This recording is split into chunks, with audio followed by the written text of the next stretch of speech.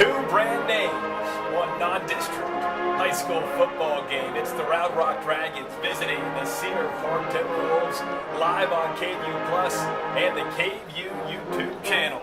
It is Friday, football fever on Thursday. Hello everyone, I am Tyler Philp. He is Jeff Jones, Corey Mose, Johan Castro, Andrew McKibben with us as well. Tonight, Jeff, we've got a great matchup. Round Rock looking to avoid its first 0-3 start since 2017. The Cedar Park Timberwolves, on the other hand, looking to improve to 2-1, and in doing so, beat the Dragons for the first time since 2009. Yeah, and you know what? This wouldn't surprise me if either team came out with a win here. Cedar Park has already kind of gotten that monkey off their back. They know how to win this season, and they've proven it. Round Rock, very, very hungry and very, very loaded with experienced talent. There are players on both sides of the ball for both teams, but especially for the Dragons, that I can't wait to see get action. Jeff, who are some of those Dragons maybe that you're looking for tonight? I have in my head a couple names, but who do you have in your head? Well, on the offense, you got to start with the quarterback. Mason Cochran is entering his third year as the starter for this team, and he's a quarterback who plays like a linebacker, so much so that he actually has college scholarship offers to play linebacker. That's how physical he's been throughout the course of his career. He can throw it, but really what his most dangerous weapon is are his legs, and he can run that ball. He's not like a Lamar Jackson kind of rusher if you're an NFL fan excited for some fantasy football that starts off this week. He's more like let's say like a Cam Newton or a Josh Allen. Like, he is a powerful, powerful runner. As you see the guys for Cedar Park who are about to take off through the tunnel. What about their quarterback? Well, Aiden Arp is very, very nice as well. And speaking of linebacker, we said Mason Cochran has those college offers to play linebacker. Well, Aiden Arp, the Cedar Park quarterback, actually did play linebacker for the Timberwolves 2 years ago before the coaches told him, you're going to be the future of our offense. You're going to lead us. We're switching your position to QB. We're about 12 minutes from kickoff. You can see the Cedar Park Timberwolves. What does that sign say? Gold out. Gold out. They brought the gold, and for the Timberwolves, they've won gold twice. 2 UIL state football championships back in 2012 and 2015. Round Rock, one of the most historic high school football programs in all of Texas, still looking for its first ever. Several playoff appearances, 6 times they've reached the playoffs, and they are 3-5 all time against Cedar Ridge. Last 2 back in 2021 and 2022. Last year was 24-7. The Dragons pulled out. The year before was 21-17. So this is a chance for the Round Rock Dragons to not only pick up their first win of the season, but to also win their straight against the Timberwolves. It's also a chance for some younger Round Rock players to potentially show what they have. We actually got some insight just moments ago, really, that Round Rock's going to be without 4 of their key players due to injury. One of those 4, I call him a key player because if he's called upon, he's going to be a big deal, and that's a Hayden Mack, who plays wide receiver, but he's also the backup quarterback. So right now, Mason Cochran, that quarterback who plays with that physical style that we were talking about just a moment ago, has to play like him, like Mason, very physically, but also be careful, because if he goes down, it's going to be a guy who they moved up from JV earlier today, playing as his backup. 10 minutes until kickoff. Let's talk about the head coach, Tony Moore, his first season in charge. He was on staff 4 years prior as a defensive coordinator. He played at TCU. He played under Gary Patterson. We talked with him earlier this week. That was a big factor of what he told us in his defensive identity for this Dragons program. Yeah, huge. And I asked, what specifically about what Gary Patterson taught you have you implemented in this defense already? And he says, we're going to be multiple, we're going to be fast, and we're going to be physical. And I'm thinking to myself, Coach, you're a huge man. I'm not sure if you guys have met Coach Moore, but Coach Moore is probably 6'5", 280. He's a huge human being, very strong. I said, what about strength? Is that important in your defense? He said, not nearly as important as speed and physicality. So that's what this Round Rock defense is built around this year, and intelligence as well. When I asked him who his highest IQ players were on the team, he listed off 3 or 4 names on the defense before he even got to an offensive player.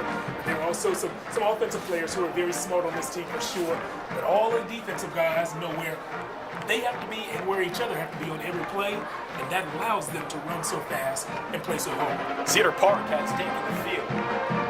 Watching KVUE Plus and the KVUE YouTube channel. Tyler Philp, Jeff Jones, Corey Mose, we really appreciate you joining us here on this triple-digit heat day on a Thursday in September. maybe it'll cool off at some point. Let's talk about Cedar Park's head coach. Let's do it. Michael Quintero, third season in charge of this Timberwolves program. He said he's had to learn how to adapt. That's been the big thing for him, big believer in crossover players as well. Year one, he was 7-6. Year two, 4-7. So a 12-14 overall record in charge of the Timberwolves. This is a program that has accomplished quite a bit here recently. How do they make that turn? You know, they have to find a way to make it quick. I think where it starts for them is by playing physically on both offense and defense. On defense, they base out of a 3-4 defense, and they have a lot of speed on the field. Only 3 down linemen. Even those down linemen are very athletic guys. So they're another defense similar to Round Rock that runs fast and that hits. When we asked Coach Quintero about the theme or the mindset, the philosophy of his offense, the first thing that came out of his mouth was, we're going to be physical, we're going to hit you in the mouth, and we're going to establish the run game. Those Cedar Park teams that we saw recently that went deep into the playoffs, went to the state championship game, those were teams that I remember they were led by Ryder Hernandez, who actually played baseball at Texas State last season. He's moved on to, I believe, UTSA to play baseball now. But they were a line it up, spread it out, and throw it around kind of team. And so they had 3 receivers who were over 1,000 yards. I remember that team very well. That is not the identity of the Cedar Park Timberwolves now. They want to line it up, run it at you, and then run you over eventually. The sign. There it goes. A little help from the wind. That dragon balloon. Straight out of Game of Thrones. Intense. Fierce. As the Round Rock Dragons take the field. 9th meeting all time between the Dragons and the Timberwolves. Should be a fun one tonight. Again, 2 proud programs. Proud fan bases.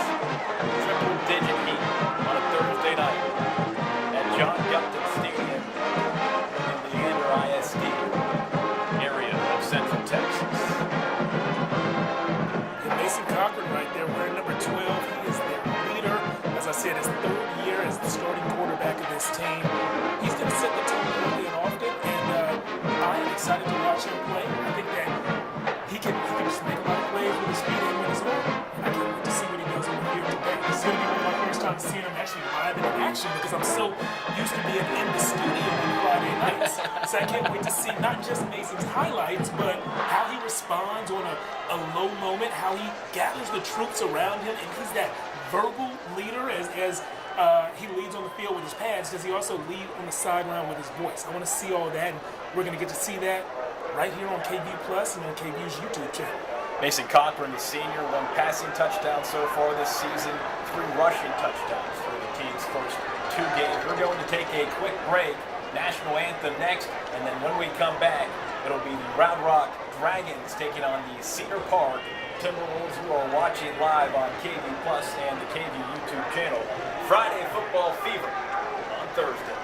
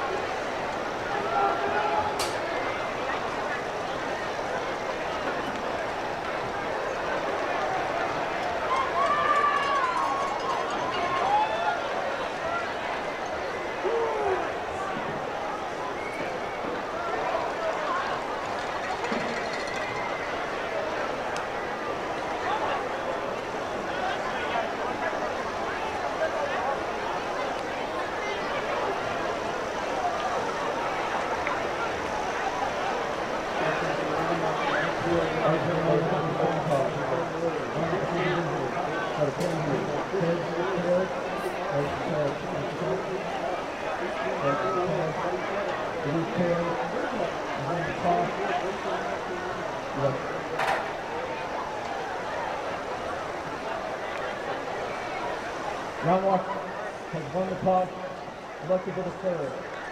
Red kick to Cedar Park this way. Harrison Williams coming again.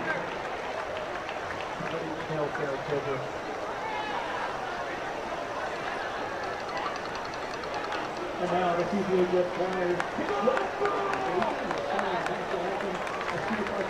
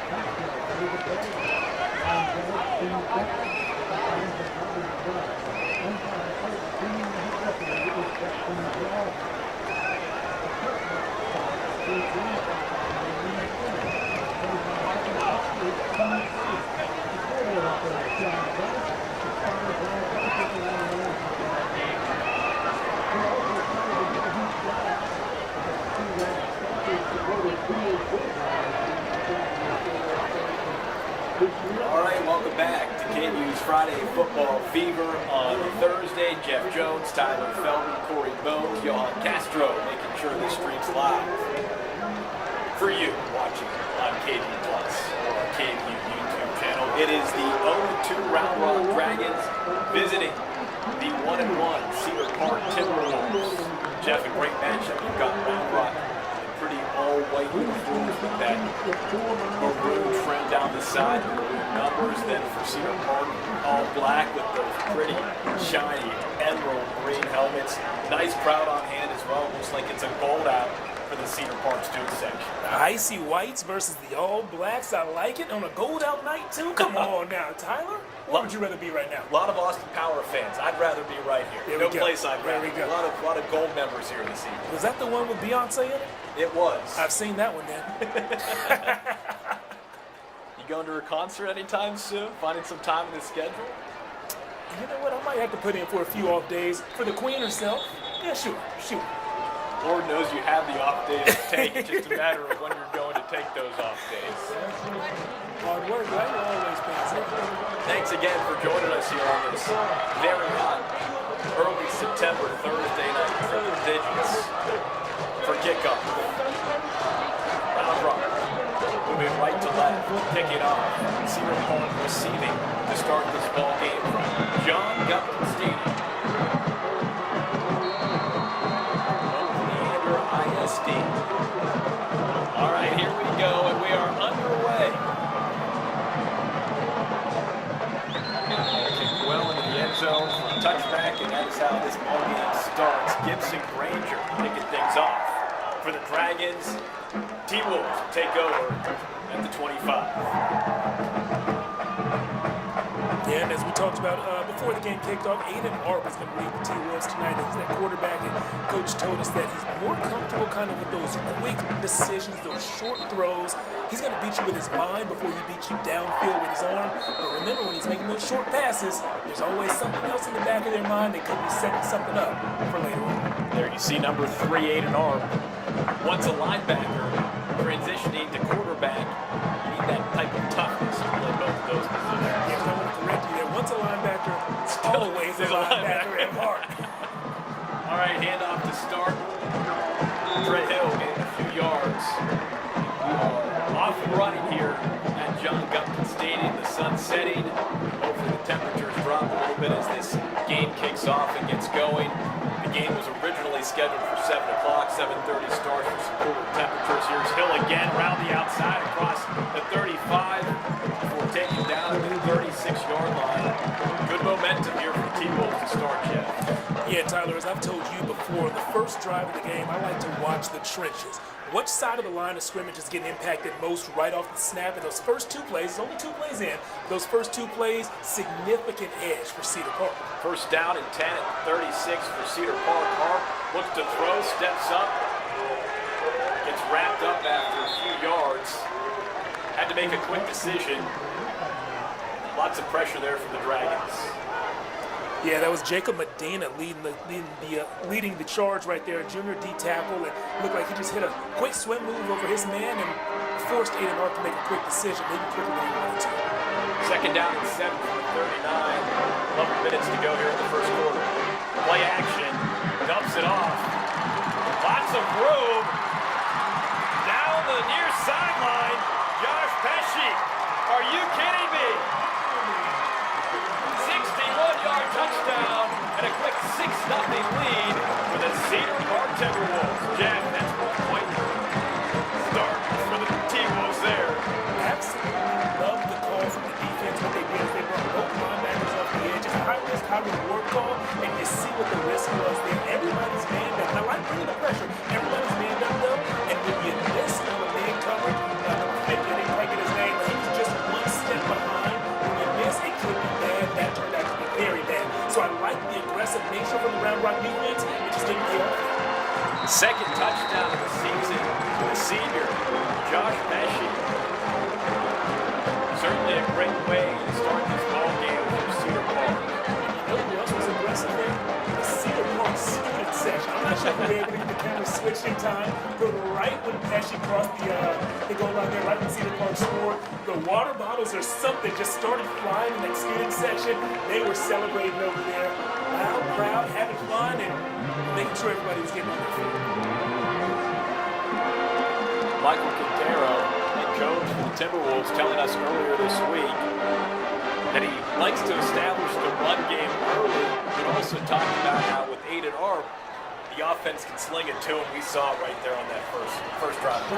They can sling it, and like he told us, he's an accurate guy. He's a quick thinker. And so on a play where you see the defense blitzing, oftentimes what quarterbacks like to do is they find the blitzer and they find their receiver that's going to replace the blitzer. And so we saw both linebackers come off the edge right there. And so Aiden Arp, while he was moving to his right and getting pressured quickly, he knew, I need to find my guy who's going to be my quick look right here in the flats. And he found Pesci quickly in the flats, and that's what he does. He thinks quickly, and he's very accurate. Showed off both of those on a long touchdown, and he didn't even have to show off the arm, but he gets credit for every single yard. I love that. Jeff, if you're Cody Moore, prides himself on that Gary Patterson-inspired defense. What are you telling your team right now after that? We were 2 steps away. 1 step away on the blitz and 1 step away on the coverage. I'm going to keep calling the game how I've always called it. You guys are going to get there eventually. We're still going to play well. Andrew Gary kicking off for Cedar Park. Fair catch right around the 26-yard line, and that is where the Dragons will take over, looking to rebound quickly. Early 7-0 lead for Cedar Park. 10:42 to go here in the opening quarter. Gupton Stadium. Just join us. This is KVUE's Friday Football Fever on Thursday. Brand new this season, every Thursday. Streaming live, high school football game around the Central Texas area. Here we go. First look at the Round Rock offense. Mason Cock in the shotgun. Goes down the pocket, rolls right. Looks to throw, tucks it, runs it. He gets about 5 yards. Man, is that a tough kid. That's the physical nature we were telling you about pregame. We're going to see that all game long. And just take it from me as a linebacker, when you're hitting those big guys in the first quarter, you can kind of do it. You can hang with them. But come the third and the fourth quarter, you don't want to make those tackles the same way. So Mason keeps on playing like this, I think that he's going to start falling forward even more. You see number 76, the left tackle for Round Rock, Luke Miller, the senior. He's committed to Rice. They're on that left side. 2nd down and 4 from the 34. Cochran hands it off. Around quickly by the Cedar Park defense. Yeah, they won on 1st down, lost on 2nd, 3rd and manageable. Everything's still in the playbook here. Moose Garlington getting the rock there for the Dragons. Jeff, with a name like Moose, you just expect him to get the football. And expect him to get quite a few yards, right? Those galloping giants. 3rd down and 4 from the 34. Cochran looks to throw and keeps it and gets smushed. Logan Wickets, 4th tackle this season. Did he get enough? No, that's not a 1st down. They might have had 2 plays called, though, so they might just go hurry up here for... No, it looks like they're switching. Punt team's coming on. Yeah, here comes the Round Rock punting unit.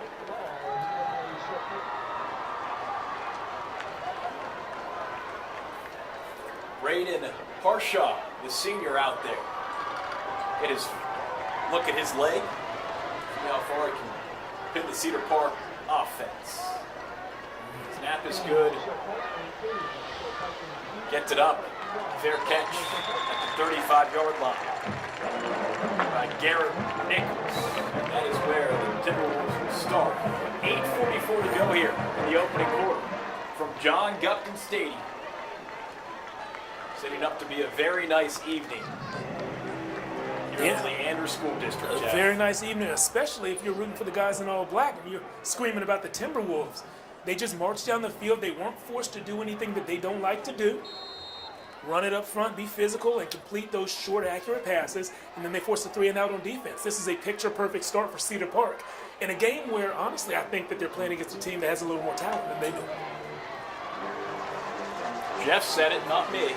1st down and 10 from the 35. Arp from the shotgun. Carter Wool on the wide receiver screen. gets a few yards. Jeff, talking with head coach Michael Quintero, he said Wool is one of those high IQ guys.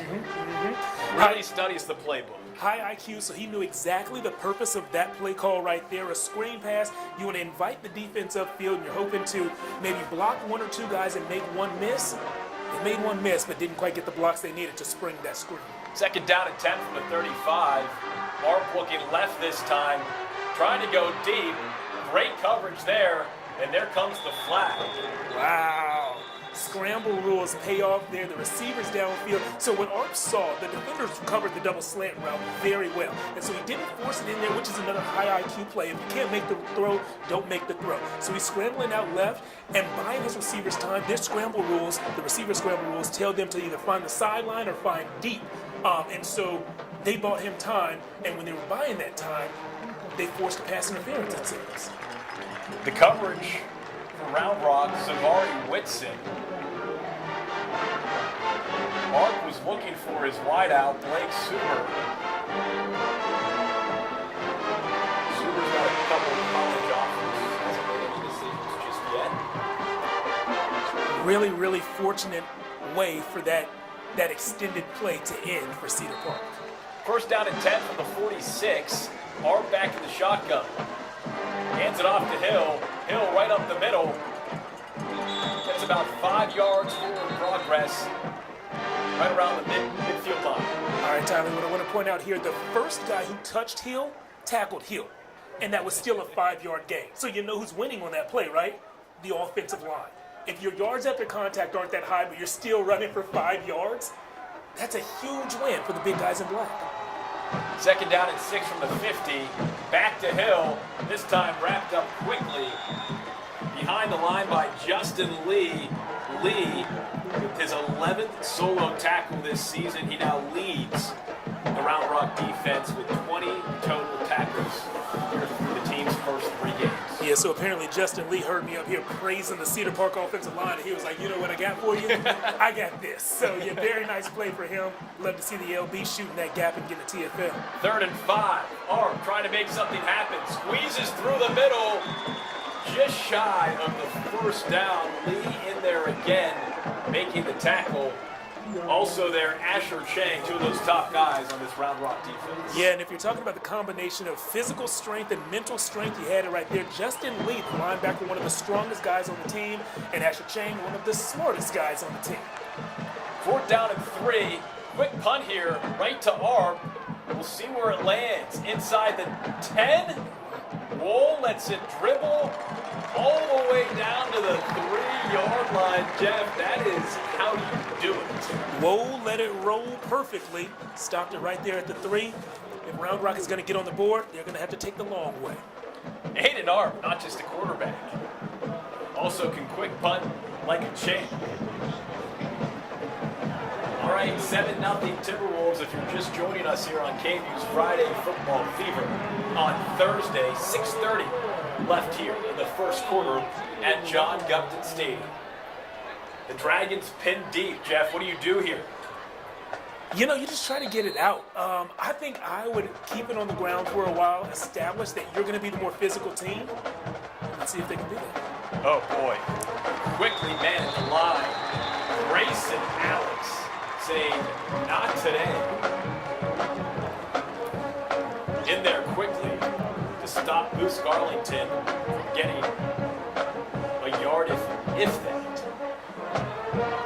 2nd down and 10. Again from the 3-yard line. 6 minutes to go in the 1st quarter.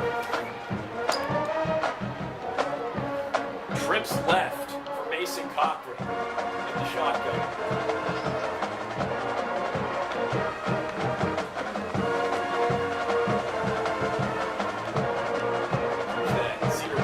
Section. Reggie Hurley. And some movement in the trenches. And I don't know if the Round Rock guys heard that whistle before I did, but what I saw was Grayson Alex. Looked like a man on a mission on that play. Now, again, I don't know if the guy who he was playing against had kind of let up because he heard the whistle, but, man, 44 just jumps off the page here. Grayson Alex, senior defensive end. 3 total tackles so far this season. He's also on the leadership council that we'll get into a little bit later on here in the broadcast. 2nd down and 11 from the 2-yard line. Low snap for Cochran, able to handle it, goes deep down the middle, and it's picked off. Cody Manning steps in front of Von Arnold. Big turnover, and look at the team celebrating.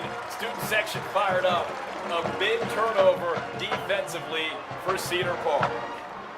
Yeah, I think what Mason Cochran saw was that was actually a bust on one part of the Cedar Park defense, but not the part that he attacked. Oh, and look at this. Uh-oh. That is a flag. I did not see what happened, so that could be a game-changing penalty. It looks like the, let's see, can we tell if that is the Round Rock offense or defense coming out there? I can tell you the student section's confused. They're waiting to see what that flag is. That's the defense. That is. So yeah, it looks like Round Rock does believe that they're going to be on defense. But on that play, I did see a Cedar Park bust. There was a defender, maybe an outside linebacker, I'm not sure, on the right side, who was just in no man's land, lost. Didn't look like he knew if he was supposed to blitz or drop back into coverage. And I think Mason Cochran knew there's something wrong here, so let me put the ball up. But he put it up in the wrong area. And of course, Cody Manning came down with the ball.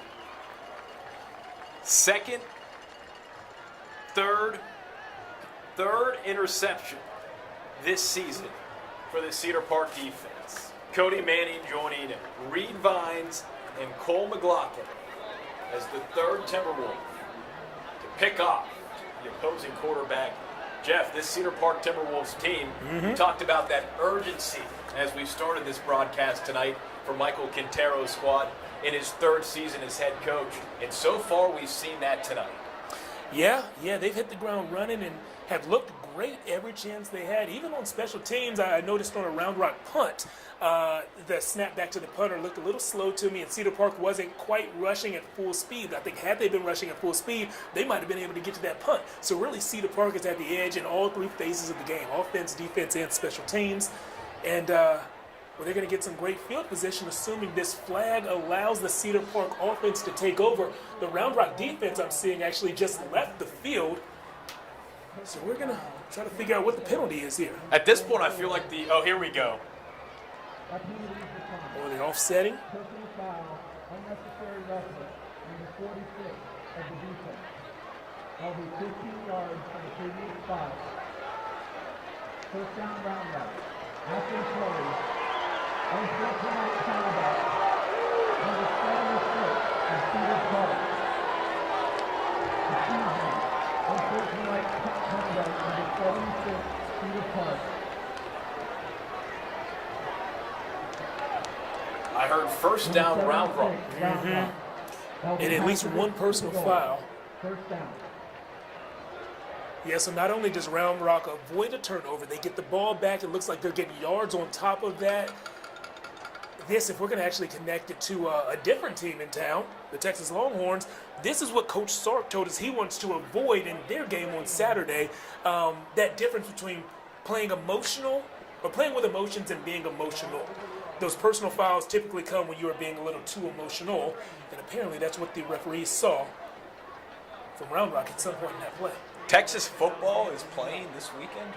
Who's on the schedule for the Longhorns? I know they're on the schedule because it's a Saturday in the fall. No clue who they're playing. I don't know, probably some cupcake. We know it's Alabama. The Longhorns in Tuscaloosa Saturday night. It's Bama, Texas. Should be a fantastic college football game. Really get to see what the burnt orange are made of this season. 3rd year under the direction of head coach Steve Sarkisian. And going back to this game, based on where the ball is, it looks like there were personal fouls on both teams. So Round Rock, the offense back out there. Mason Cochran takes the snap, hands it off.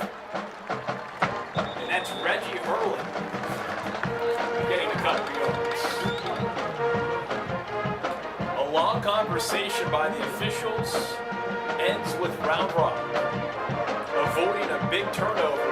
Mason Cochran was picked off by Cody Manning. Penalties changing that, though, for this Cedar Park defense and Round Rock offense. Here's Cochran on second down and 8. Fakes the handoff, rolls out to his left, finds a seam, and Jeff, you see that strength, you see that speed.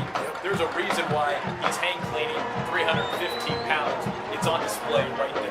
It is, and you know what, this is just the beginning. As I told you earlier, I think as this game goes on, and Mason Cochran continues to hit people with the helmet, with the shoulder pads, that strength is going to show up even more in the second half. Cochran on first down and 10, hands it off to Goose Garlington. I'm getting my animals mixed up. Yeah, not to be confused. A goose is one thing. Yep. A moose is another thing. Completely different one, and I tell you which one I'd rather tackle. Not him. Not the moose. I don't think I'd like to tackle a goose either. Tyler, you can take a goose. Geese are violent, Jeff. What are you, 6'2", 190? On a good day. Yeah, you can take a moose. Cochran on first down and 10. Quickly hits his wide receiver. Ball pops free. Was their possession. Not sure, but I do know that Did Ian Sellers have possession? the Cedar Park guys did exactly what they were supposed to do, is hop up and point like they know they got it. If you can influence somebody, try to do it. But it looked like Von Arnold, the Round Rock wide receiver, actually hopped on that one. Was able to cover up for his buddy's slip-up. Always good to have a buddy. We call that the buddy system. Second down and 10. Round Rock on their own 37-yard line. 4 minutes left here in the first quarter. Cedar Park leading 7-0. Quick flag. You can see Cody Moore on that far sideline. Headsets off. Prior to the delay of game, timeout. Round Rock. Their coach. Oh, he called a timeout. Just wanted to get his timeout heard. It's important to be heard. I like that. First timeout in this ball game. 4:08 left here in the first quarter. Cedar Park leading 7-0. The Timberwolves scoring on the opening drive. Aiden Hart.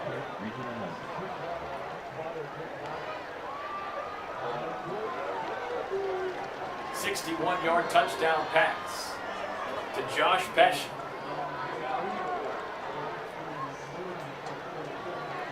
Yeah, now it's time for Round Rock to respond. You know, they've already had the benefit of that interception not being ruled an interception due to penalty earlier in this drive. So the drive continues, and we'll see if this drive ends with points. Second down and 10 from the 37 for the Dragons. Cochran, shotgun. Fakes the handoff, keeps it up the middle, and that was a smart decision because Henry Wicker absolutely destroyed Reggie Hurley in the backfield. Cochran made the right decision to keep it, run up the gut. Henry Wicker, I actually ran into his dad earlier today when I was down on the field talking to some of the guys pregame. His dad says Henry's grandma nicknamed him Hen Dog, basically at birth. Good play, Hen Dog. Hen Dog, part of the pile here on third down and 1. Round Rock trying to push forward for that first down, and based on where the official was marking, Dragons are short. I don't think they got it there. It is fourth down, though, so we'll see. It looked like Garrison Cockrell came out of the pile with the ball, but, you know, if it was blown dead, that doesn't really matter. Fourth down and 1 from the 46. Dragons are going for it. Cochran, shotgun. Moves right. Pitches right. And Moose Garlington gets the first down and then some down the far sideline. Absolutely elite execution of the option play there by the quarterback, waiting till the very last moment to pitch that ball. And now they're going to hurry up. I love this. No huddle for the Dragons offense. Michael Quintero calls his first timeout. If the Round Rock offense loves it, you know who hates it? The Cedar Park defense. So good move right there. We're in a part of the field where if you shut them down right here, if they can't get the first down, Well, I don't know many high school kickers who can hit a 52-yard field goal, so you want to stop them right here because if they get that first, you're not ensuring that you've given up points, but you've practically given up points. So you don't want your defense to go any of these next 3 or 4 snaps tired or unprepared. So if you have to burn a timeout right now, do so. I like that decision by head coach Michael Quintero. 2:56 on the clock left in the first quarter. Timberwolves leading 7-0 here at John Gupton Stadium. First down and 10 from the 34 for the Round Rock offense. 10 minutes ago, we thought Cedar Park's defense came up with a huge interception. Penalties changed that. The drive continues for the Dragons. Here's Cochran taking the handoff again, but stumbling. Maybe he gets a yard. And we've got some pushing and shoving. Yeah, helmet off. That's Grayson Alex. One player, 2 first names. Part of that leadership council. Here comes Alex off the field. Double force. Strong flow. It's like a Head and Shoulders commercial we were watching right there. Grayson, rooting for you, man. A little 2-in-1, shampoo and conditioner. Efficiency is good, right? Mm-hmm. Yeah. All about how you value time. 2nd down and 10. Here's Cochran again, keeping it. We've got a flag on the field. Jaheim Porter, sophomore, coming up with that tackle for the Timberwolves. You know, I just finished watching that Florida documentary on Netflix. And Swamp Kings? I'm telling you, it seems like a lot of this Mason Cochran offense is the Tebow package from his freshman year. You know, get the ball in your quarterback's hand and use those running backs, not even as decoys, but as lead blockers. It's funny that the running backs are lining up in front of the quarterback, which is typically a sign to a linebacker that this is probably going to be a pass. But they have an extra rusher in the field in the quarterback, so you're deploying those running backs as blockers. It's something we've seen done before, and Round Rock is doing it very well on this drive. 2.5 minutes to go here in the opening quarter. Non-district battle between Round Rock and Cedar Park. 2nd down and 20 from the 44. Cochran, shotgun. Hands it off. And Garlington bangs into number 98.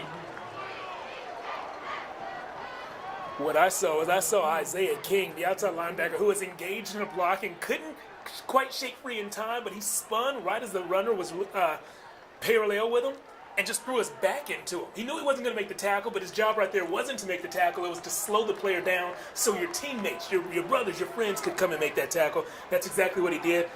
Great innovative play from Isaiah King. 3rd and 16 from the 40.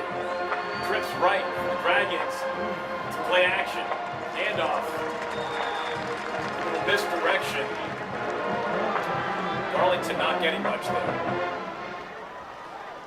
I'd like to hear the thought process behind that. A draw on 3rd and 17. Maybe if you think you can break it and get 12 yards and have a better shot at the 4th down, but I don't know. I think I would have gone with a traditional pass there. Well, now it's 4th and 15 from the 39. Looks like the Dragons are going for it. I wouldn't be surprised if this is a quick kick. It's 4th and 15. Okay, there we go. Quick kick. Mark Hiramuro on the bottom of the screen. It's a quick kick. Good call, Jeff.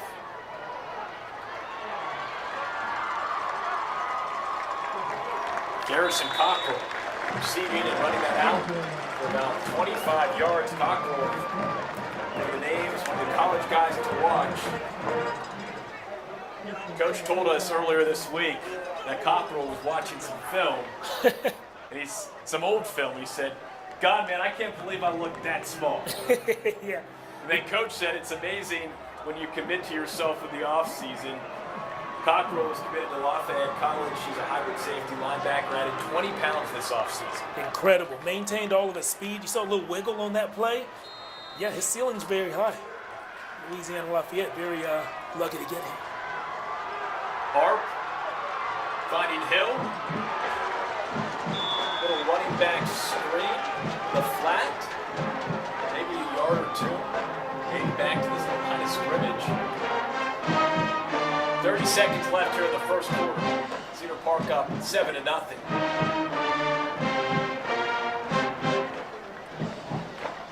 2nd down and 10 from the 24.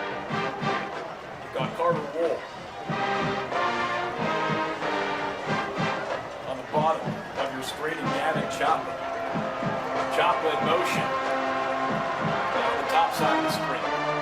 Here's Art, handing it off to Hill, and Hill. And a good chunk of yardage there across the 30-yard line, and that'll do it. 2 seconds left on the clock.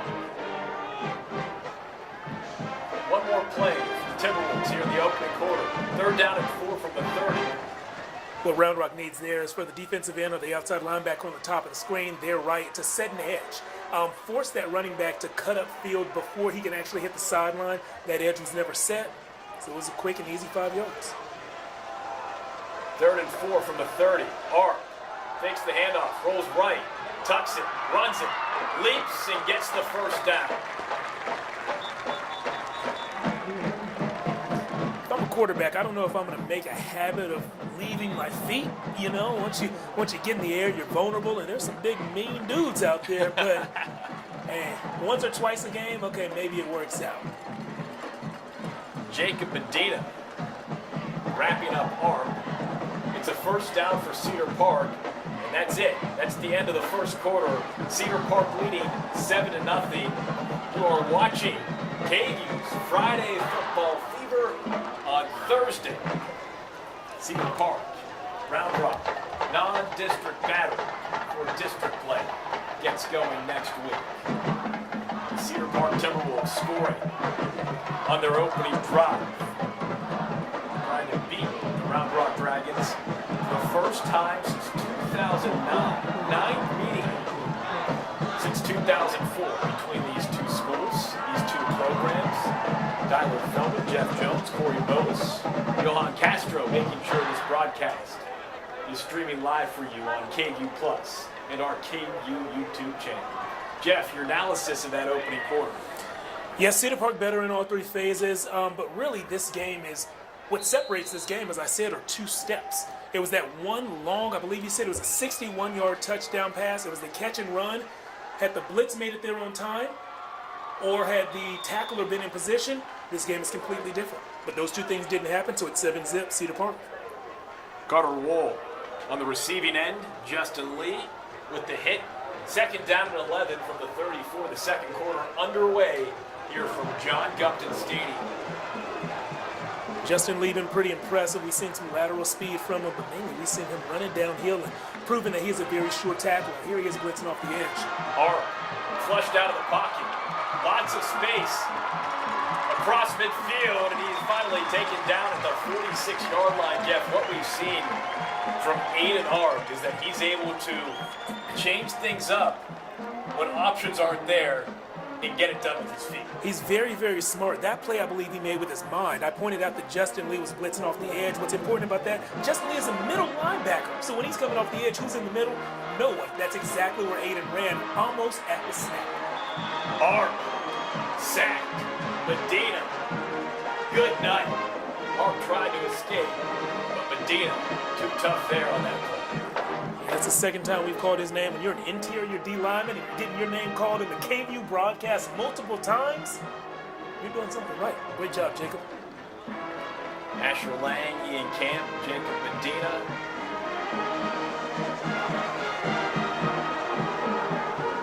Harris Owens on that defensive line front for the Dragons. 2nd down and 15, 10:30 to go in the 2nd quarter. Art, the shotgun, goes long, finds his man, Blake Suber, and Suber, sensational, across the 25, deep into Dragons territory. Aiden Walker on the stop there. That ball looked like it traveled about 12 yards in the sky, and that's the farthest Aiden Art has thrown one yet. They're really playing into his strength so far. Great play call. No huddle for the Timberwolves. Arp hands it off to Hill. Quickly taken down. Ian Camp making his base camp right around the 21-yard line. Under 10 to play here in the 2nd quarter. Timberwolves trying to extend their lead up 7-0 over Round Rock. They have the lead, they have the ball, they have the momentum. Everything is trending Cedar Park right now. 2nd down and 8 from the 21. Arp with that option keeps it himself right around the 20-yard line. So it'll be 3rd down and 7 for the Timberwolves. Jeff, what do you do here? 3rd and 7. I think you have a mobile quarterback. You get him on the move. If you have RPOs, a run-pass option in the playbook, meaning if the defense plays against the run, you call a pass. If they play against the pass, you leave it off for a run. I would call an RPO right here, and I'm prepared to go for it on 4th potentially. Not an RPO. From the shotgun. He does roll to his left. Looks deep, fakes one man out, and then bulldozes his way across the 10-yard line. Jeff, that is a big man making a big play for the Cedar Park offense. I know I've said it a lot. I've talked about the intelligence of this young player. But, you know, he knows where he is on the field, and he knew that he had to get not quite to the 10, but past the 15. He was in that middle ground, and he said, if there's a confrontation, I'm going to have it right here. I'm not stepping out of bounds until I get to that 10-yard line because I know that's past the first down marker. Very smart play. There are smart risks and risks that are not worth taking when you're QB1. That was a smart risk, lowering his shoulder at the end of that play.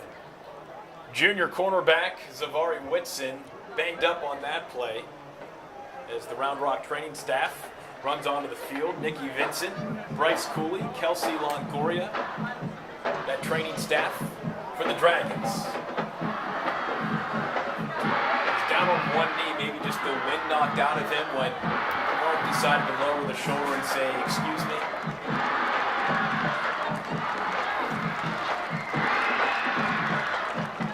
.9:04 to go near the opening half.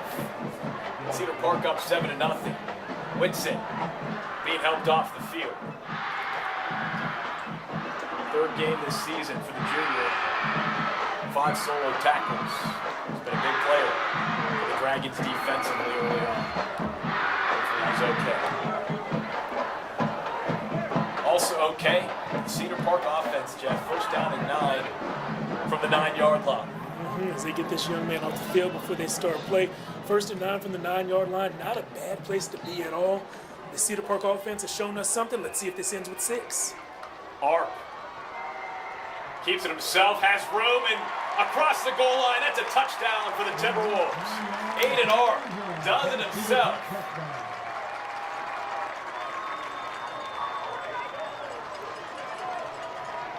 Yeah, we talked about it when Round Rock was on the field, about how they use those runners, those typical ball carriers, the running backs, as lead blockers, and that's exactly what Cedar Park did on that play. Send your guy left, send everybody left in front of him, and see what happens. Andrew Jagari, extra point, up and good. 14-0 Cedar Park, 8:54 to go here in the 2nd quarter. Jeff, impressive drive. Obviously, that first touchdown for Cedar Park tonight on the opening drive of the game. They did it in 3 plays. They had that big explosive play. But on that drive, they manufactured something, and we learned a little bit more about the offense there.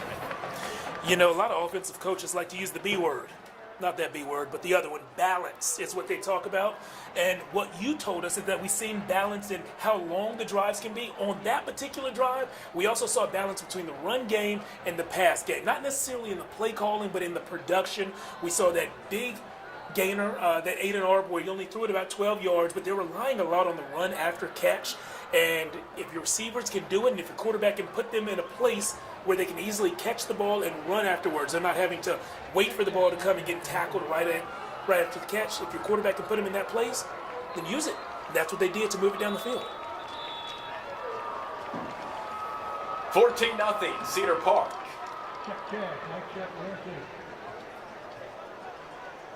If you go back to Round Rock's first 2 games this season, they opened the season with a 37-7 loss against Weiss, and then last week a 35-28 heartbreaking defeat to San Antonio Reagan. On the other side, Cedar Park opened its season with an impressive 29-7 win over Cedar Ridge, and then last week faced one of the best teams in all of Texas, Vandergrift. The Vipers winning that ball game 41-17. McGarry kicks it into the end zone for the touchback. Dragons, let's see what this offense is made of. Mason Cochran, can he lead Round Rock downfield to get some points? 8:54 to go before the half. And to answer that question, yes, we've seen him do it for 2 years now. He just has to do it as a senior, and we know he can do it. It's just, how is this offense going to get rolling? and we know that they want to be dedicated to the ground game. They want to be extremely physical. They have no more misses allowed. If you go down 3 scores, you're going to have to abandon or at least adjust that game plan. You know they don't want to go down 3 scores. And when you think about a deficit, oftentimes you think about the defense, but the offense has just as much to do with not going down 3 scores. If they go down here to score, they keep it close. 1st and 10 from the 25. Cochran takes the handoff, throws in the flat to Joaquin Maldonado. 3-yard gain. 2nd down and 7 from the 28. And that's kind of his game, you know. Over the course of 2 weeks, he has 5 catches for just under 30 yards. So he's a sure-handed guy, but he's not typically going to break one. Didn't break one there, but kept you from really losing 1st down that badly. 2nd down and 7 from the 28. Cochran. Man in motion. Hands it off to Reggie Gurley. Wow. Gurley gets grappled down quickly. This Cedar Park defense, Tanner McDaniel there, the senior. I saw Yaheem Porter there as well. Very, very impressive open field tackle there. And if Yaheem Porter doesn't make that tackle and allows the ball carrier to hit the corner there, hit the edge, he might still be running. It looked like Cedar Park brought a blitz off the other side, the top side for us, the right side of the screen for y'all. And yeah, there was room had Porter not made a short tackle, but he did. 3rd down and 7 from the 28. Trips left for the Dragons. Cochran looks right, rolls left, throws downfield, incomplete. Tough pass across the body, Jeff, while your feet are still moving. Yeah, there were 2 guys who looked like they were open enough, and it might have been worth setting the feet there. Again, Yaheem Porter was the guy kind of in no man's land. He had to decide, am I going to pull the chain and go attack the quarterback, or am I going to stay back in coverage? He hadn't quite made that decision. I think Cochran had time to stop, set his feet, and make the throw. He made it on the run and didn't make it at all. All right, so 4th down. No points, not much to see from the Round Rock offense there. Under 8 to play here in the opening half. Barely get that kick off. Braden Harshaw, nice job by the punter. And boy, oh boy, on the other end. Cochran. Garrett Nichols, excuse me. Making sure he maintains possession of that football. A couple of near disasters on that play. Once at the kick and once at the catch. They call that the KC, the kick and the catch. Put an F in the middle. I'll buy some strips, maybe a full bucket, mashed potatoes on the side. I don't know if I'm just hungry, Jeff, but that sounds really good right now. Yeah, sounds pretty good to me too. Maybe a little to-go order during halftime. Where's the nearest fried chicken establishment? If you are listening right now and you want to drop off some fried chicken at Gupton Stadium in the press box on the far left side at halftime, feel free. You are welcome. That's quite the offer. Think anybody's going to take us up on it? In this day and age, someone might surprise us. Okay. I like to see the good in people, Jeff. Someone's like, you know what? I'm actually at KFC right now. Wouldn't be much just to, Gupton's right over there. Man, I'm listening. I'm listening to you and just smiling, Tyler. That's what I'm doing. Because I don't know about you, but I have a peanut butter and jelly pack for halftime. I ate mine before the game. Pre-game. Just switched up my peanut butter too. Really made a strong decision at HEB. 7:33. Oh yeah. Okay. Left in the 2nd quarter. Arp and the Cedar Park offense back out there. Arp finding Josh Pesci. Nice little 5-yard gain. Pesci, of course, on the receiving end.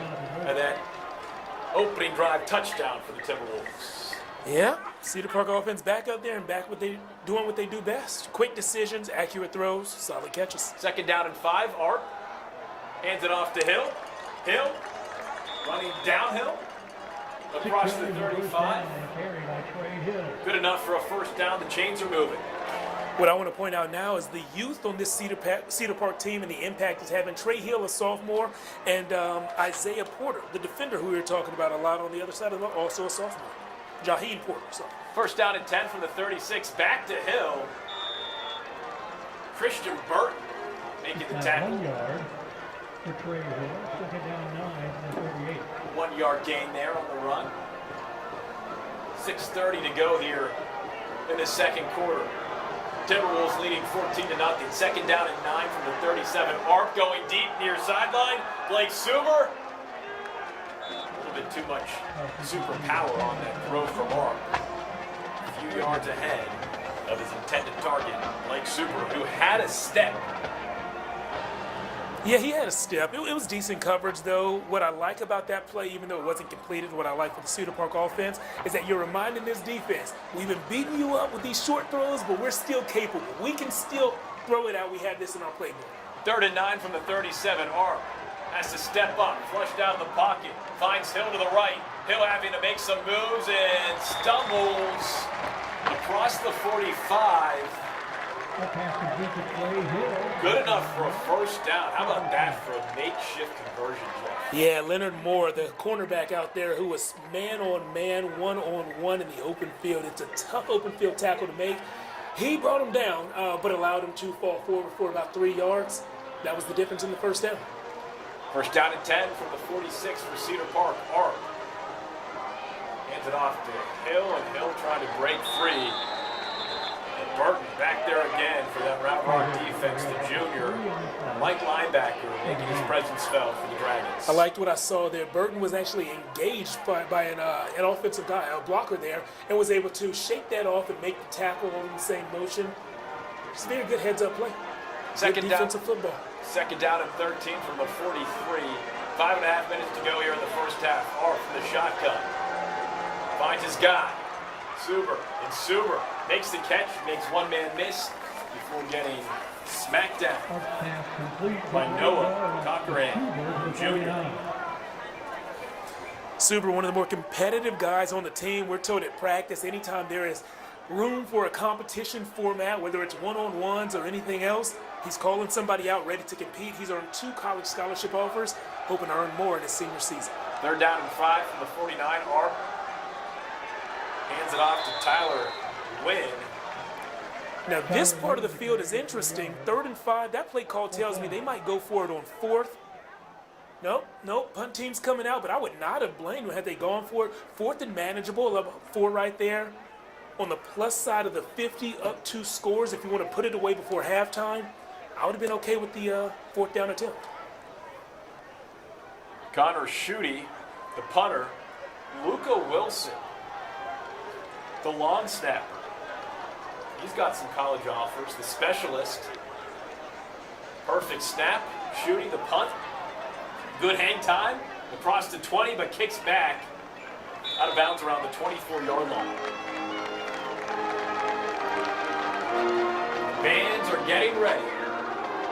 And we'll bring you the tunes coming up during halftime. Let's look at that Round Rock football team in all white. Can they manufacture something in these final 4 minutes and 14 seconds here before halftime? Oh, yeah, Jeff. Man, sounded good. Loosen up the pipes. Here we go. First down and 10 from the 25. Cochran. Play action. Across the middle. Finds his guy. Across the 40. Vaughn Arnold.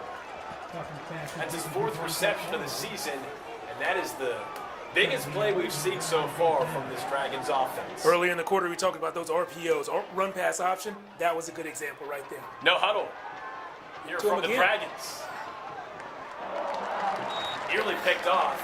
It was late. Who was that? Vaughn Arnold broke open. They made eye contact with each other. Vaughn even threw a hand up, and I was over here saying to myself, get it to him. By the time Mason let it go, it was too late. Garrison Cockrell nearly coming up with the interception. The senior, the Lafayette College commit out in Easton, PA. Oh, Lafayette in Pennsylvania. Yes. Oh, yeah. Interesting. Well, okay. There's a Lafayette probably in every state in this country. Cochran on 2nd down and 10.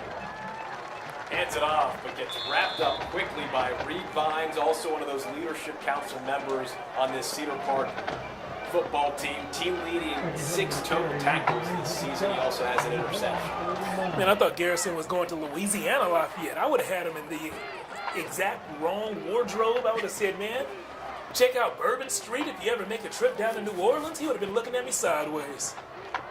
And now he's going to be looking down at you when he's up in Pennsylvania. Not in a figurative way, but in a literal, geographical way. Yeah, I don't like anything about what you just said there. Third down and 9, Cochran play action. Gets it off in time to Isaiah Young. Young, don't think he got enough. And this Cedar Park defense, there's Garrison Cockrell. No, he will not need to hit up Bourbon Street. That will be a long trip. Could say Goes what's up. from Easton, PA down to Bourbon Street. Could say what's up to Michael Stock, though, over there in Scranton. Yeah, the Can't be too far. The Electric City. Fourth down and 5 from the 47. Punt unit is out for the Dragons. Cedar Park still up 14-0. 3 minutes left in the half. Big difference between going into the half up 14 and up 21. Rhett Cunningham, the snap. Got whistles. Gibson Granger getting ready to punt it off. Garrett Nichols back to receive there for the Timberwolves. If you're just joining us, 3 minutes to go here in the opening half on KVUE's Friday Football Fever. On Thursday, Cedar Park leading Round Rock in a non-district matchup, 14-0. Tyler Feldman, Jeff Jones, Corey Mose, Johan Castro. Here's the snap, here's the punt, nearly blocked. Grayson Alex close. He may have gotten a piece of that. Look at this ball kicked back. It's going back past the line of scrimmage. That's a negative yardage punt there, Tyler. I don't know if I've ever seen that. He lost 2 yards on the punt. So the punt, the line of scrimmage, 42-yard line, it lands around midfield in no man's land, no players around it. It bounces all the way back across the 40 at the 38. So it was a negative 4-yard punt for Round Rock and Braden Harshaw. You look at the flags up there, it's not a windy day. That's just an unlucky bounce that happened for them. And very lucky for Cedar Park. It seems like every break that could happen so far has been happening for the guys wearing all black. I'll tell you what, looking at those flags, there's no wind, Jeff. None. I don't see any movement. Oh, Gupton trying to get this stadium loud. Under 3 to play here in the opening half. Here's the Cedar Park offense. Arp hands it off to Hill. Hill bounces off one tackle. Gets around the outside before he's taken down quickly by Christian Williams, junior defensive end for the Round Rock Dragons. There's a minion sighting in the student section. I don't know if this is some sort of victory minion. Don't need a rally minion because they're up 14-0. Wow, okay. Man, Jeff, you got the binoculars up here tonight. Using those well. 2:20, second down and 6, 34 Arp. Breaks one tackle, avoids the sack, and just gets rid of it. No man's land. He was looking deep for Blake Suber, just couldn't get the ball off in time. Heavy pressure led by Jacob Medina, who already has 1 sack on the evening. Yeah, Third down and 6 now from the 34-yard line. Medina doing a great job getting the pressure there. Oh, the minion! The minion is That's a flying minion. That's a flying minion. Yeah. Here we go. Third down and 6 from the 34. Aiden Arp from the shotgun. Splits right and left, steps up in the pocket. They might call that a fumble. Scooping score. It's called a fumble. Scooping that football, running it down is Jacob Medina. Will anyone catch him? And look who it is, Hill. Catching him just in the nick of time inside the 5-yard line. But a big play defensively, ending with Jacob Medina scooping and nearly scoring for the Round Rock defense. A huge turn of events for the Dragons, who had pretty much nothing going in this opening half. You know, a moment ago I said there's a big difference between going in the half up 14 and up 21. Well, as you'd imagine, going into the half down 7 instead of down 14 is huge, especially with a momentum-changing play like that. We just saw Medina over there. I hope he's healthy. It looked like he may have just been out of breath or something. I hope he's healthy, though. Yeah, look at him. Helmet off. Get that man some water. And some oxygen. How about that? Great play by that young man. Water. 4th or 5th time we've talked about Jacob Medina today, making a play on the KVUE broadcast. I appreciate it, Jacob. So first down and 7. 7 yards to go. Cochran hands it off, but stuffed in the backfield. What a read by the Cedar Park defense. You know, sometimes you just have to get your athletes on the field. Was that the defensive back? Porter. Was that Leonard Moore on the carry, the DB who's committed to Notre Dame? I believe it was. Yeah, that's definitely him. Just ran off getting a sip of water. Sometimes you just have to have your athletes on the field. We talked to a bunch of coaches this year who have told us, you know, they don't like to play guys both ways, but when the game is on the line in crucial moments, we need our best 11 out there. And sometimes that means guys like Leonard Moore. And I see him on the field again. Split out wide at wide receiver this time. Let's see who's involved in this play. Second and goal for the 12, Cochran from the shotgun. Heavy pressure, gets rid of it. Grayson Alex there, Isaiah King there, two guys on that leadership council.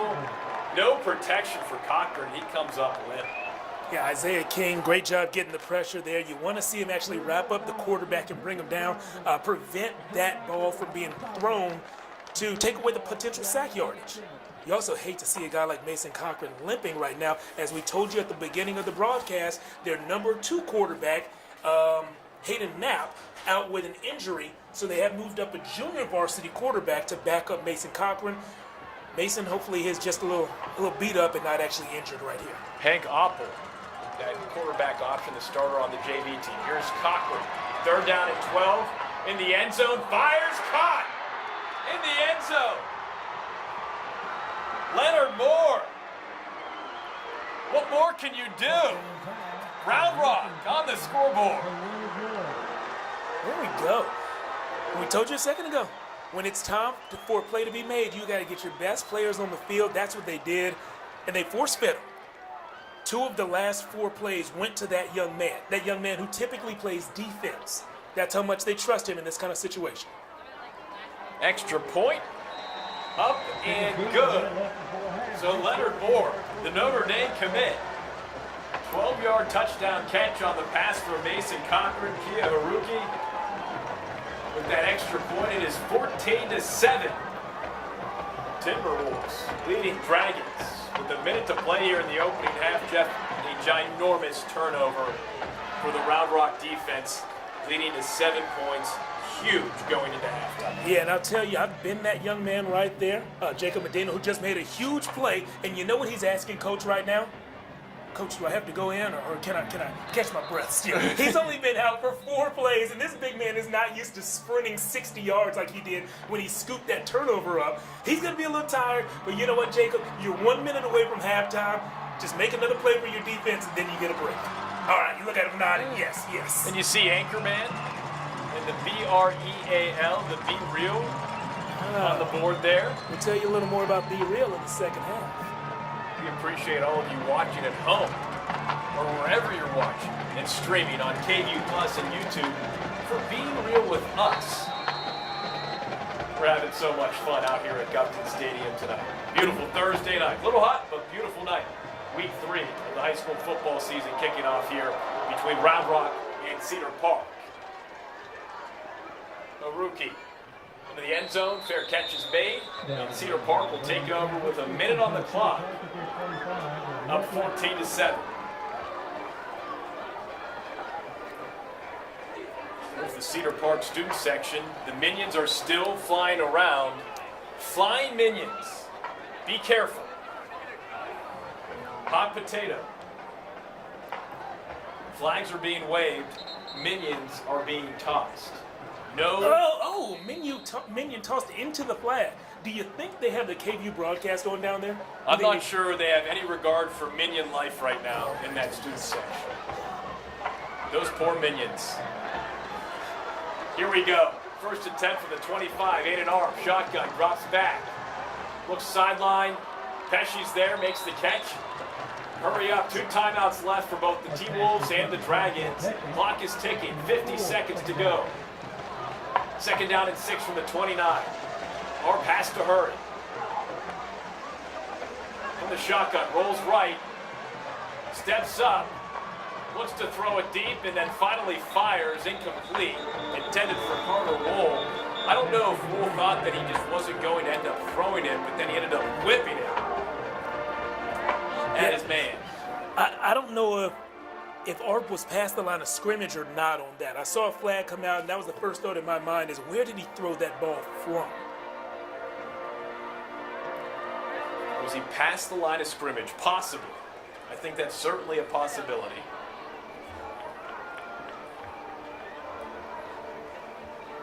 Timberwolves leading 14-7. 35 seconds left here in the opening half. Referees deciding what the call is, chatting with the Cedar Park coaching staff. Head coach Michael Quintero.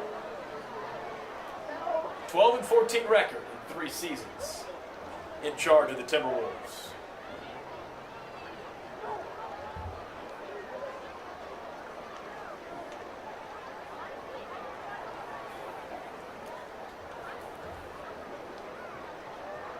Illegal forward pass, number 3. Yeah, legal forward pass. So he had taken a step past the line of scrimmage when he threw that ball. Lost it down.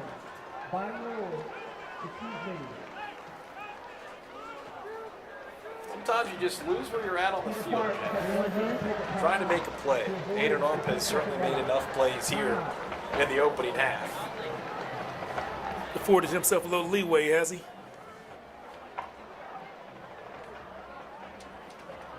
Someone has called a timeout. Both teams had 2 timeouts left to give.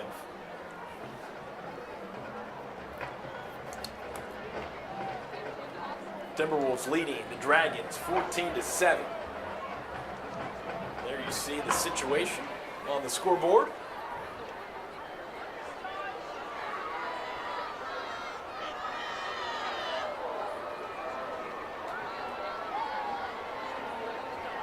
Cedar Park called the timeout to avoid that 10-second runoff. Corey Mose feeding us that excellent information.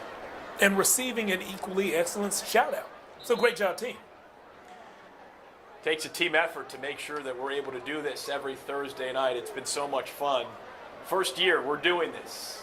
Streaming Texas high school football game here in Central Texas every Thursday night. Corey Mose, Jeff Jones, Tyler Feldman, Johan Castro back at the station, making sure this is streaming on KVUE Plus and our YouTube channel. Punching the digital buttons. Appreciate you, Johan. 3rd down and 10 from the 25. Here's Arp from the shotgun. Trips left, drops back. Goes deep. Nearly finds his man just over the outstretched hands of Gavin Chapa. He had a step. Nearly made that great grab. You know, they don't call deep shots often, so when you do, you want to hit them. We've seen 2 that were narrowly missed. That's definitely enough to keep the Round Rock defense honest. Certainly a good try there. Good aggressive attempt by the Cedar Park offense, but now the punt unit is on the field. Got to give the DB some shout out there. That was safety Aiden Walker coming over the top, making that receiver think twice before really laying out and putting everything he could into that grab. Connor Schutte getting ready to boot it. Just gets it off in time. Cross midfield, caught it around the 43-yard line. Oh boy, look at the room. Leonard Moore gaining more inside the 20. Jeff, you talked about it earlier, but you let your best athlete make the plays. You have to. And so when plays are needed, make sure he's on the field in position to at least give it a shot. That's what they did. He made the first guy miss, and when he did that, I said, uh-oh. I thought the lane was going to open up down the middle, but you know what? I never return punts, and clearly that's why. Leonard does return punts because his vision is better than mine, even though his angle was a little worse right there. He hit the right sideline and nearly took it all the way for 6. Get those Round Rock fans on their feet. Moore, the 3-star cornerback, 6'2", 177 pounds, has offers from Arizona, Arizona State, Baylor, and Cal. His dad is a professor at UT Austin. We're told he's a very interesting kid to talk to. 5.1 GPA. The kid is brilliant, according to his head let's go coach. back to that. Now, when I was in school, that was on a 4-point scale. Is that still the case, or is it a 5-point scale now? When you take honors classes, it all combines. It probably gets up to that point. Well, I took a few of those classes, didn't get the 5s, though. They're giving 5s out now. It's not a competition, Jeff. I think you've turned out just fine. That is good, because I'd be behind in this competition. Heading to South Bend. Notre Dame. Fighting Irish. There's another guy from the Central Texas area, freshman wide receiver Jaden Greathouse on that squad. Along with Brandon James. And Brandon. Also a freshman wide receiver. James. Spent some time at Del Valley and some time at Stony Point. Guys, as you see there, it is a close one-score game here at Gupton. Cedar Park leads Round Rock 14-7, and there are actually close one-score games all around town. Rouse leads Glenn 20-17 at halftime. Battle of the Leander schools right up the road at Bible Stadium. And Hendrickson trails McNeil 14-10 at halftime. First down and 10 from the 18. Cochran with 10 seconds to go. Flushed out of the pocket, taken down. Just gets it off in time. Huge play defensively. Wow. Henry Wicker. Second down. Hendog, my man. Look at you making plays. 6'4", 220 pounds. I'm told, he's looking forward to just being a college student. Doesn't want to play ball at the next level, but based on what we've seen, hey, the colleges might come calling and asking if he'll reconsider that. I do want to say good job on Mason Cochran's behalf, getting that ball out of his hand. The Dragons do have 2 timeouts left, so they would have called that had he been sacked, but they don't have to now. Second down and 10 from the 18. 7 seconds left in the first half, and he gets hit. In the backfield, Grayson Alex not even giving Cochran a chance. He went untouched right into the quarterback. Once again, got the ball out of his hand and hit down, so we still play on without the use of a timeout. But yeah, great rush. Grayson Alex went unblocked and did his job. Sack the quarterback or impact the pass. 35-yard field goal attempt coming up here from the senior, Kia Haruki. 4 seconds left in the first half. Dragons trying to make this a 4-point game. The snap, the hold, the kick is up. Flag on the play, and the kick is good. Haruki.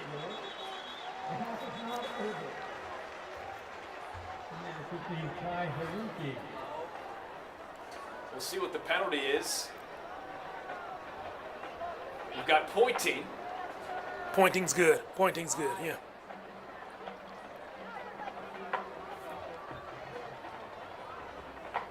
These refs have talked a lot this first half. All right, you want to hear something interesting? Just before that ball was snapped, there were 4 seconds left in the half, and the score was 14-7. At that same exact moment, if you're watching the NFL game, 4 seconds left in the half, the Chiefs led the Lions 14-7.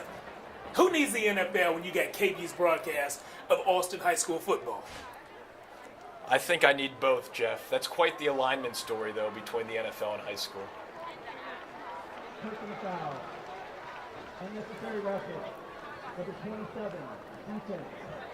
That foul will be assessed in the second half kickoff. The try is good. The half is over. Well, the kick is good. 35-yarder, Haruki. Through the uprights.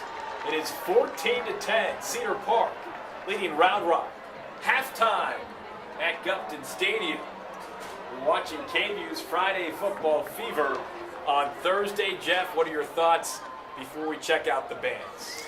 Well, my thoughts are the Lions did not kick a field goal, so that continuity between our game and the NFL game no longer there. But my thoughts about this game going on right now. I like what I saw from Cedar Park. I like the quick decisions from Aiden Arp. I thought he started the game a lot more accurately with his passes than he finished the half. And so I'm interested to see what happened there. I'm really hoping that we see a fully healthy Mason Cochran in the second half. We told you about the depth issues that Round Rock is experiencing at that position.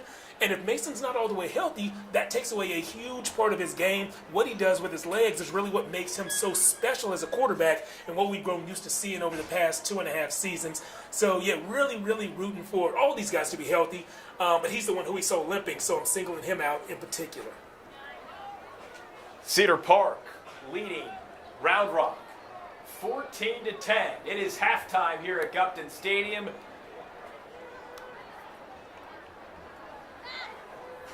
The Round Rock Band you'll get to hear and listen to live, and then following the Round Rock Band, you'll get to hear the Cedar Park Band. 28 minutes on the scoreboard clock, and we'll catch you on the other side.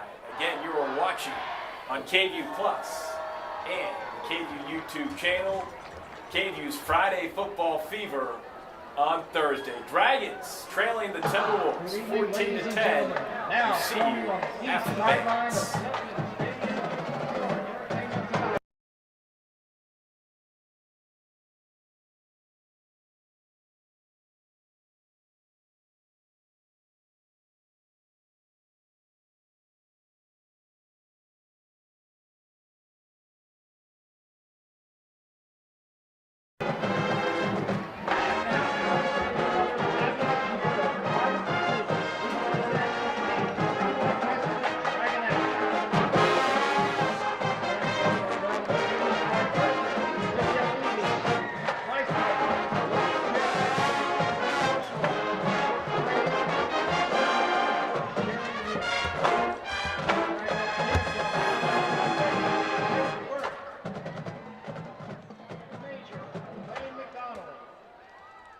Lieutenant Colonel Sophie Musil, and Colonel Lauren Bradley.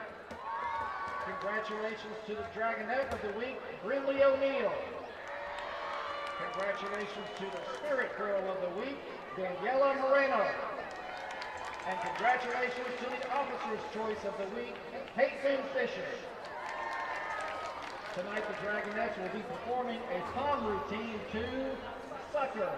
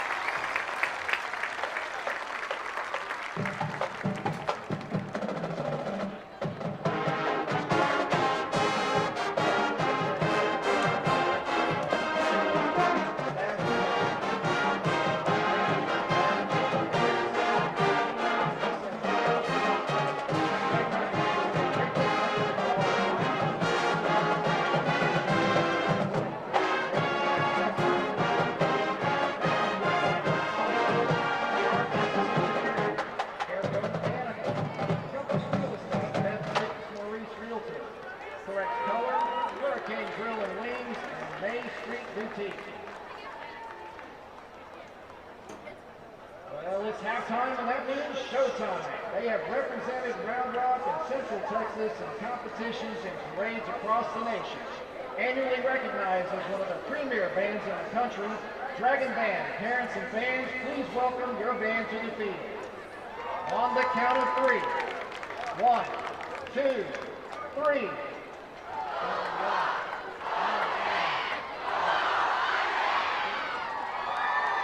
Junior varsity members of the week are Woodland, Taejoon Kim. Brass, Sam Nichols. Percussion, Shreya Mayer. And varsity marching members of the week are Woodwind, Sangwon Song. Brass, Vishwara Vasista. Percussion, Anshul Devnath. And color guard, Audrey Kraut. Tonight, the Dragon Band Junior Varsity will present the first part of their 2023 show entitled Of Distant Peaks with music by Robert Sheldon. Ladies and gentlemen, the Round Rock High School Dragon Band.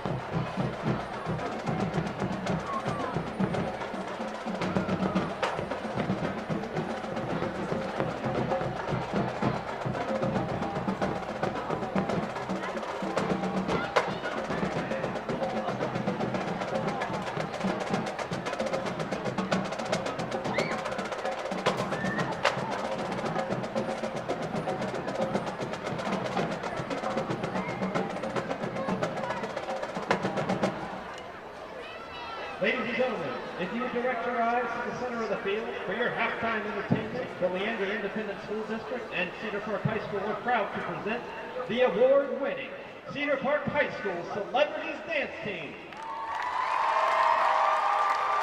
Tonight, the celebrities are joined by the CPHS Dance Department, the Luminaries Performance Team, and the CPMS Crimson Cadets.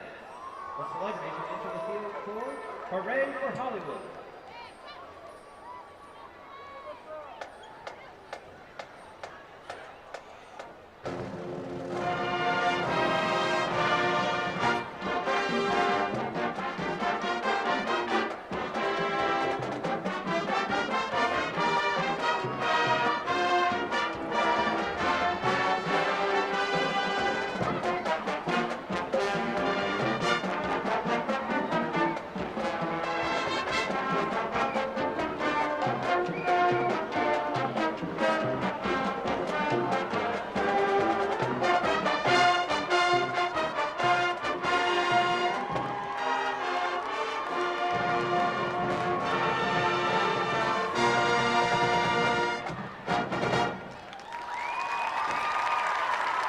The cadet leaders are Adair Webster, Sutton Reed, Hadley Taylor, Heidi Della Pena, Audrey Garcia, Jovi Springer, Haley Yonga, Meg Goheen, Tessa Alvarez, Sadie Brett, Mark Powell, Parker Butler, Mari Park, and Jesse Fernandez.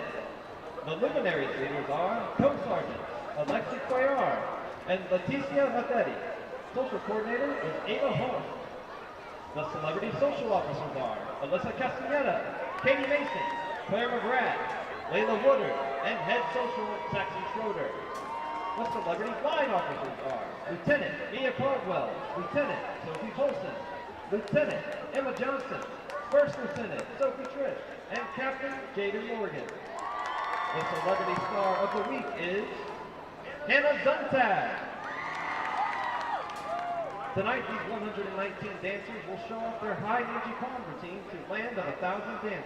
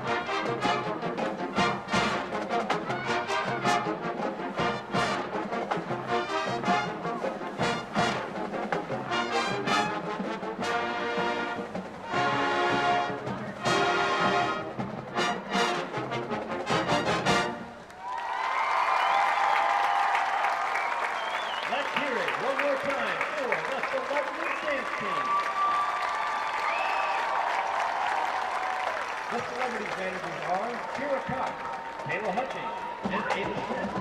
The honor guards are Brady Taylor, Kaden Carter. The celebrities are under the direction of Nikki Evans and Kate Johnson. We appreciate your attention during tonight's event. The celebrities would like to thank their corporate sponsors, Ricardo Italian Kitchen, Alfred Barbecue, and Pride America Financial Services. Visit our website, cphs.dance, for more information on how to support these amazing dance teams.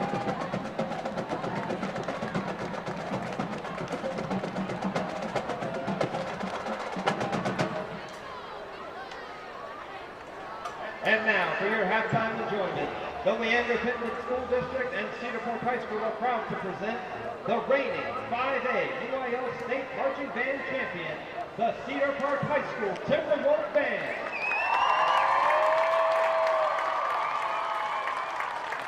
The outstanding section section. The outstanding band student of the week is Maren Neibel. The outstanding freshman of the week is Christopher Lowe.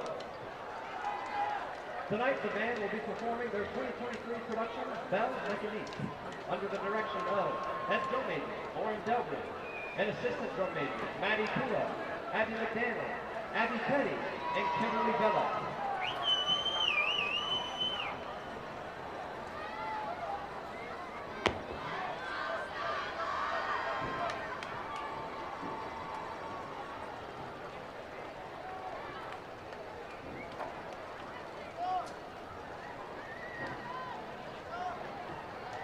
Drum major, is your band ready?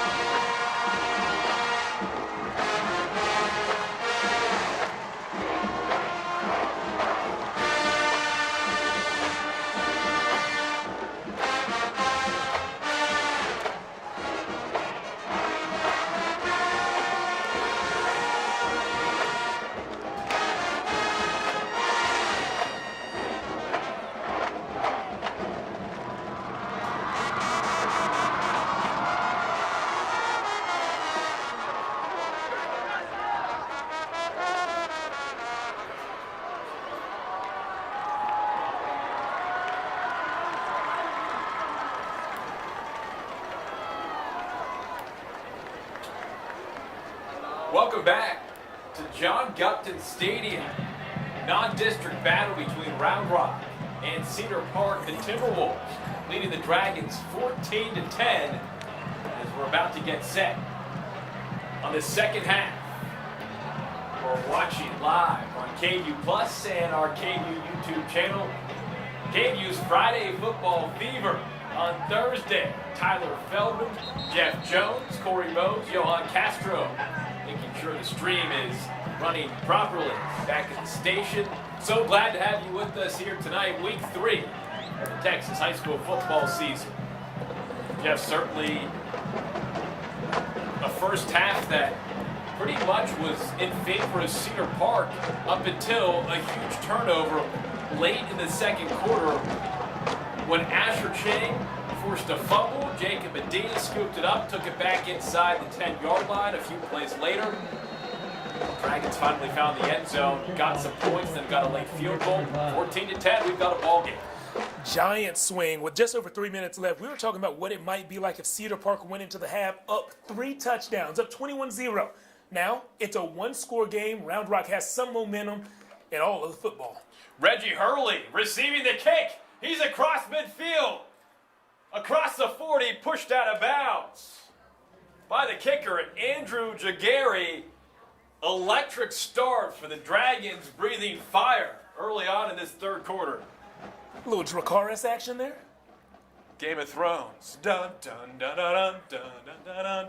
Could be that kind of battle here. Could be. These last 2 quarters. Could be, yeah. Whatever side Daenerys is on, that's the side I'm rooting for in this one.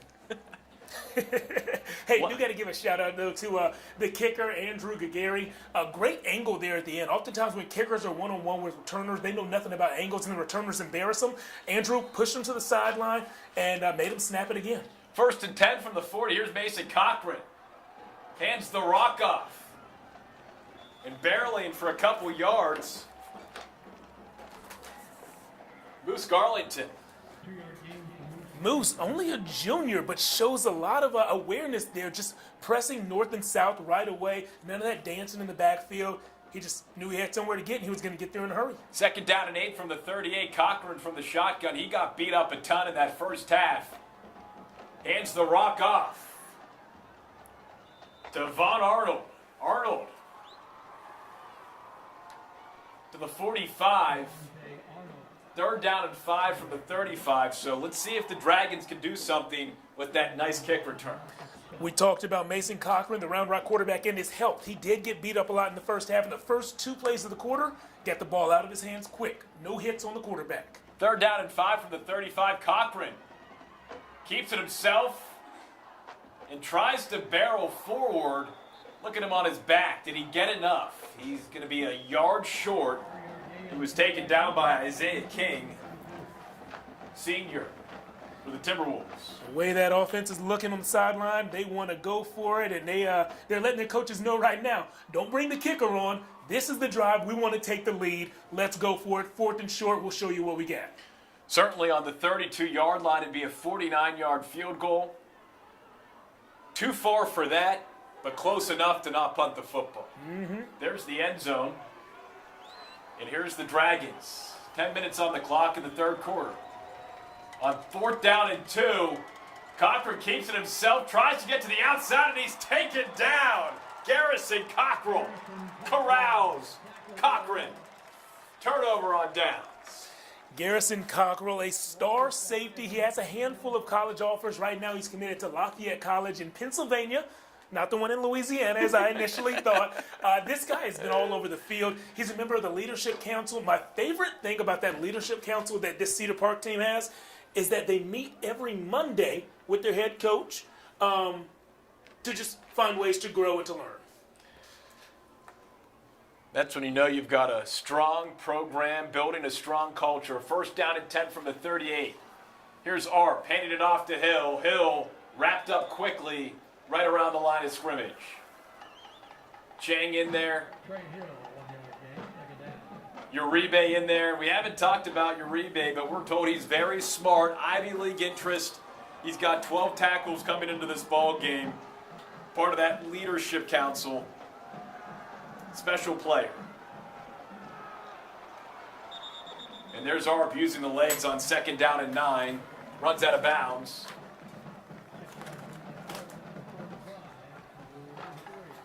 Around the 45-yard line.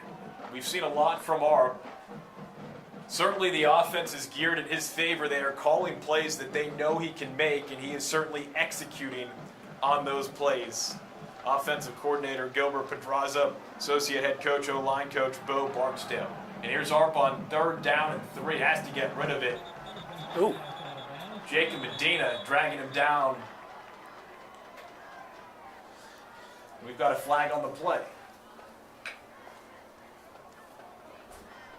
Excuse me, that's Caden Michelle who was dragging down Arp in the backfield.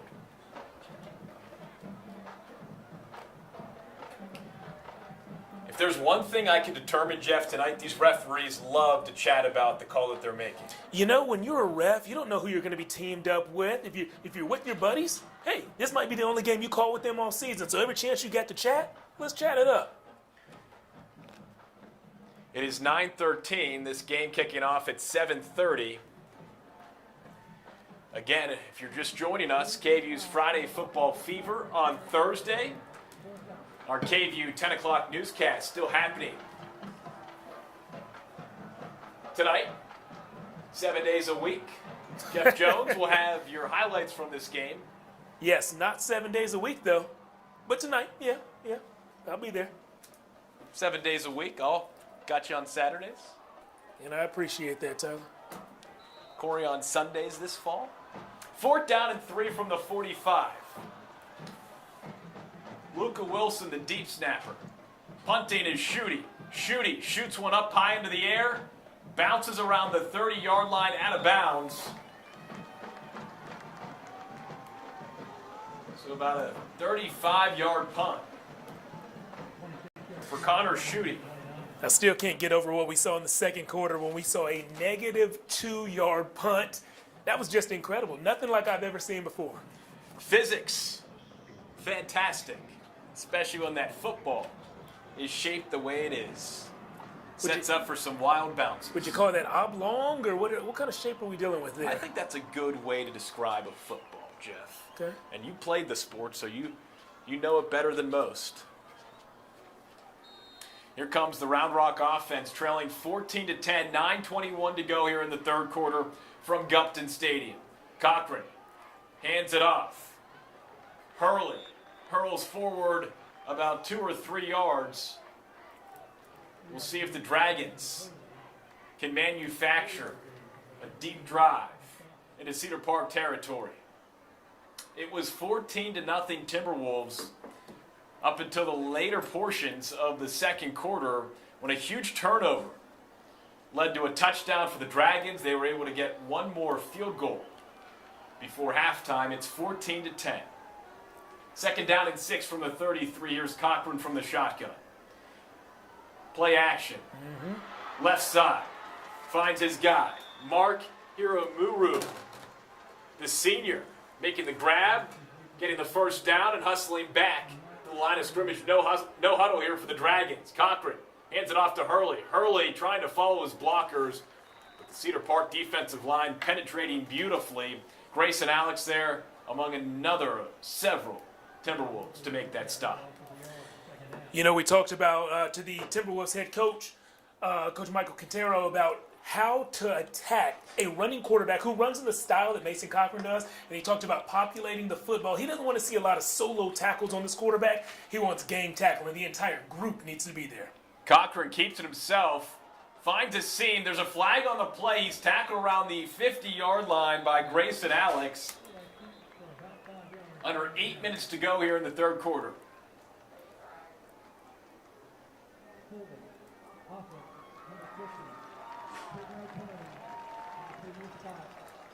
Holding on the offense.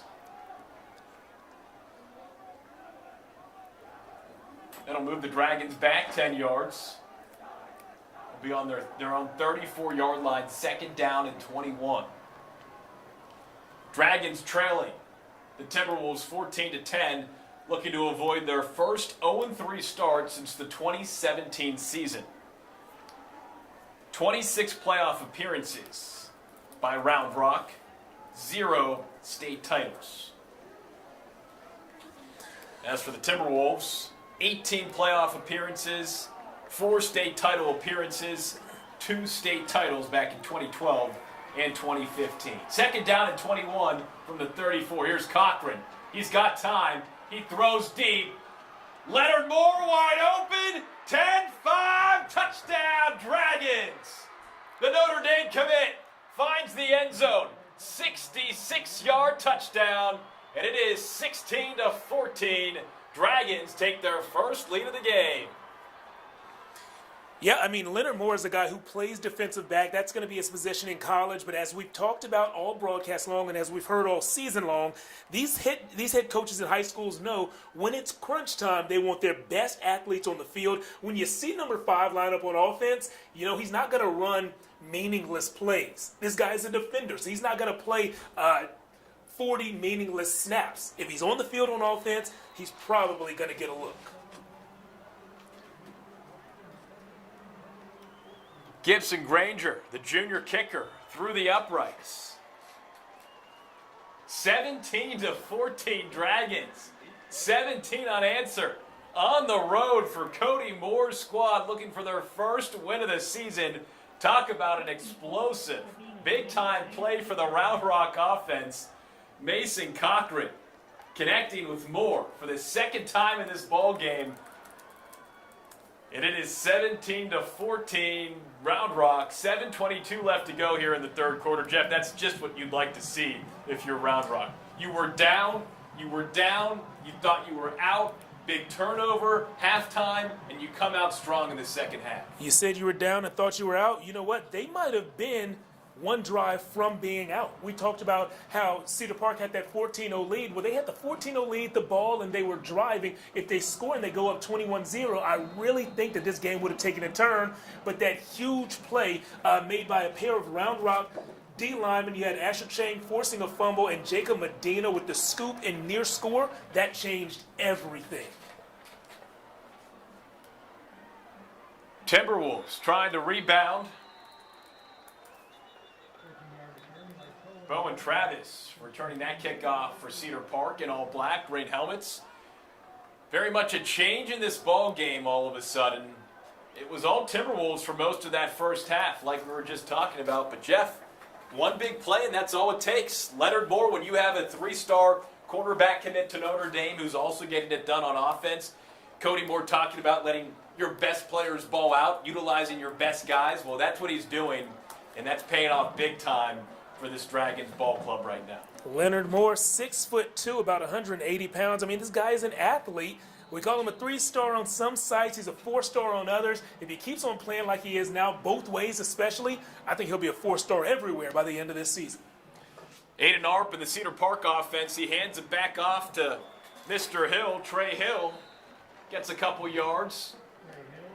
7 minutes to go here in the third quarter. Gets 1 yard on that run. And then you look at this Dragons defense compared to that Timberwolves offense. Pretty crazy to think that not long ago was 14-0 Timberwolves. Feels like a completely different game. Arp buys time with the fake. Throws far sideline. Incomplete. Leonard Moore saying, not today. I don't think so. Bringing that competitive edge.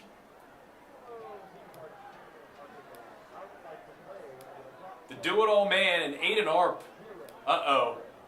He is down around the 20-yard line. The Round Rock training staff attending to him first. Here comes the Cedar Park training staff, led by David Bowman and Stephanie Austin. He's being helped up. That is a good sign. But the way he's limping could be an ankle, knee.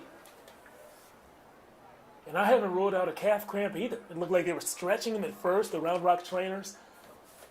I tell you what, the fact that they're not running the typical knee test that we're so used to seeing as sports fans, that's a great thing. So walking to the sideline, I think he's cramping up. And you have to understand, it is 9:21 Central Time here locally in Austin. It is still 94 degrees outside. It was over 100 degrees at kickoff during warm-ups.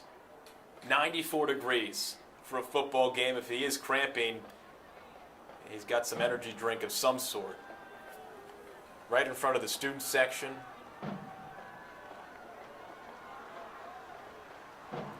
That was a hefty chug. Yes, it was. We used to have pickle juice and bananas on the sideline. I don't know the science behind it, but I know that that was what they told us to ingest if we were cramping or getting close to cramping. Hopefully he can get back in the game pretty soon. On my depth chart over here, it says Jacob Raspberry is the next man up. We see him wearing that number 14 in the backfield. He is indeed on the field, the junior, getting some varsity reps. Did they feed you some raspberries as well, or just bananas and pickle juice? That's quite the combination. Yeah, I don't think we did it for the taste. Well, Yeah, hey, no I love the raspberries. taste of all three of those food items we just discussed, so sounds good to me. All right, 3rd down and 9 from the 24. Well, Arb figures out his dehydration situation. Here's Jacob Raspberry taking the snap and running, trying to follow his lead blockers, but there to make the stop. And we've been saying his name a lot tonight, Justin Lee. Yeah, we've seen him in coverage. We've seen him in run-stopping situations, and we've actually seen him used as a pass rusher. Justin Lee, a really versatile linebacker. As he goes, the defense goes, it seems. He and Jacob Medina up front making the most plays for that Round Rock defense. Cedar Park punting from its own 24-yard line. It's Connor Schutte back to receive as Leonard Moore for the Dragons. Luca Wilson, the snap, right on the money. Schutte, the punt, just gets it off. Low hang time, here's Moore. Moore receives from his own 45. Finds a seam up the middle, across midfield, down around the 43-yard line. Flag, some chippiness. The Round Rock coaching staff up here in the press box, not thrilled on that play. Jace Kivett exchanging some unpleasantries.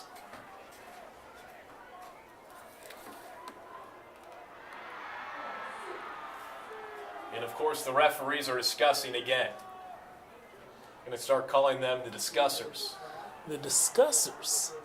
You know, when you see one of the discussers without a hat on, not a good thing. That means he threw his flag, and then there was another penalty that he spotted and had to throw his hat in place of a second flag, which these guys don't typically carry. So, Jeff, educate us. If you throw the hat and you throw the flag, if you have another penalty, what's the next thing you throw? I don't know. I guess you take a shoe off? I'd probably go left shoe. You know, I'm right foot dominant. I want that shoe on just in case something breaks off. I don't know what could pop off, but I need my dominant shoe on. Okay. So yeah, I'm taking the left shoe off and I'm tossing it. Not far, because I need to get it quickly. Okay. Again, in case something pops off. No, you're always one step ahead. Well, especially with that dominant foot of yours. Yes.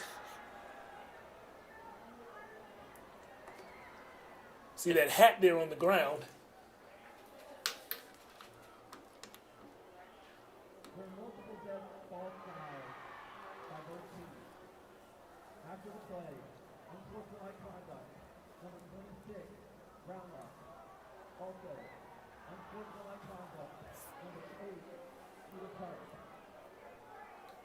In the second act, unsportsmanlike conduct, number 8 of Cedar Park. Number 8 is ejected from the contest. All of those fouls offset. I believe he said number 8 is ejected from the contest. How about that? Wow. Yeah. On the Cedar Park sideline, Tanner McDaniel is senior, kicked out of this ball game. His teammate, number 35, Royce Ballou. Yeah, and I have him. Tanner McDaniel near the top of the depth chart that I'm looking at, and so you know, that's going to be a big hit. You don't ever want to lose any player, especially to something that is avoidable. But McDaniel is one who has had a knack for showing up where the ball is. He already has one fumble recovery entering this game and a couple of tackles, so that's going to be a big hit, even if it's against a team that is predominantly a running team. So Round Rock takes over on the Cedar Park 43. Handoff to Hurley. Hurley showing off some speed. I think he's gotten stronger as this game has gone on, Jeff. He has been really impressive, the junior running back. Came into this game with 26 carries, just 85 yards, but he's done quite a bit for this Dragons offense, especially late in that second quarter and starting off here in this third quarter. 5.5 minutes to go in the third quarter. Round Rock leading Cedar Park 17-14. They were down 14-0 late in that first half. Yeah, love the comeback if you're a Dragon fan. Cochran fakes the handoff, looks to his left, had a guy. It just didn't pan out offensively for the Dragons. Number 87, Eli Ellis, was the intended receiver. How about that? Friend of the show. Friend of the show. Yeah, Eli Ellis, one of 4 younger players, sophomores, who were called up today due to injuries on the Round Rock roster. We've seen the Dragons get beat up a little bit more this evening. It's a team that's testing its depth tonight, testing it against a very good Cedar Park team. I know one man who's going to love seeing 87 on the screen, and there's a nice little connection between Cochran and Hiramuru, the senior. Chains are moving, enough for the first down. That was on 3rd down and 4. But down on the ground is Rylan Mathis, the junior, right tackle for this Round Rock offense.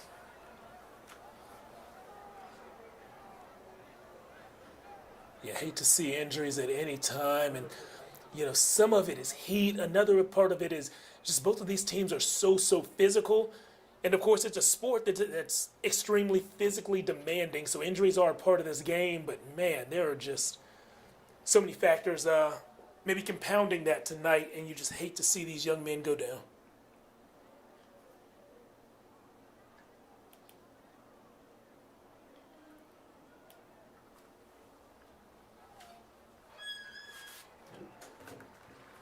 Mathis getting helped off the field. Not only is he the starting right tackle, he's also the backup center to Kai Woldridge. So Grant Sikora likely to come in at right tackle in his place, the senior, number 72.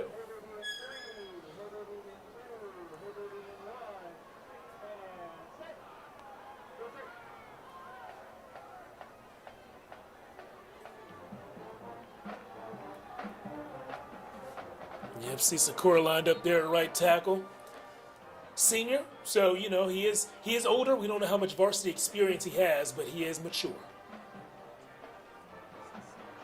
And here's Cochran on 1st down and 10, bulldozing his way right around the 10-yard line. Kid can do it all. When given the space, Jeff, he's got the talent, and we're seeing that space here to start this second half. What I liked on that play right there is as he was rolling out to his right, I think he made his mind up that he was going to tuck it and run before he physically tucked the ball and ran. That holds those linebackers, those safeties, just an extra second, lets him survey the field a little bit longer and maybe gain 1 or 2 yards before he actually turns into an official runner, pulls that ball down, and lowers the shoulder a little bit. So it's 1st and goal on the 10-yard line for the Round Rock offense, trying to extend its lead. Cochran goes to handoff, keeps it himself, and that was a smart decision because he gets taken down quickly. Grayson Alex, he's been all around the football tonight defensively. Henry Wicker there as well. He's going to need the cold tub, some icy hot, a cold Gatorade or something after the game. This guy's taking hits, but he gets up each and every time. Mason Cochran, impressive, just like we knew he'd be. Cedar Park nose tackle Caleb Castro there in the vicinity too. He came into this ball game leading the defense with 3 TFLs, tackle for losses. 4 minutes to go here in the third quarter. 2nd down and 9 from the 9. Cochran hands it off. Moose Garlington. He's got some speed, but gets ripped down quickly. Logan Wickets. He's got the hair flowing in the back. Yeah, I was really impressed by Logan Wickets on that play. He was not the edge defender. The edge defender set an edge, and the running back kind of did a little bubble to get outside of that edge. Logan had to pass by some of the garbage there, the linemen that were in his way to get outside of contain and make that play. He made it one-on-one, solo tackle. 3rd and goal from the 9. Cochran keeps it himself, then options it left to Garlington. Garlington taken down right around the 10-yard line, and down on the ground is Moose Garlington. He gets up gingerly. And they'll just walk to the sideline. Looks like he's addressing his back, his lower back possibly. Yeah. He's another guy who's taken a lot of damage this game, just a lot of hits. You know, when you have that power run game, you're going to beat the defense up, but they're going to get you too. 28-yard field goal for Kia Haruki. Snap is good, kick is up, and kick is no good. So it remains a 3-point lead for the Dragons. Well, that's Cedar huge. Park, excited about that. Yeah, I mean, that's huge. It's just a field goal lead right now instead of a touchdown tying the game and an extra point putting you in front. A touchdown will put you in front, and, you know, you're always going for a touchdown. But, hey, now a field goal ties this thing up. That is a big, big stop. Huge stop for the Timberwolves. We'll see what Aiden Arp and this Cedar Park offense can take care of here. With 2:40 left in the third quarter, trailing 17-14 at Gupton Stadium. If you're just joining us, it is KVUE's Friday Football Fever on Thursday. We appreciate you all tuning in tonight. Arp on first down and 10, hands it off to Hill. Hill gets a couple yards. Push forward. Christian Williams, the junior, defensive end there for the stop for the Dragons.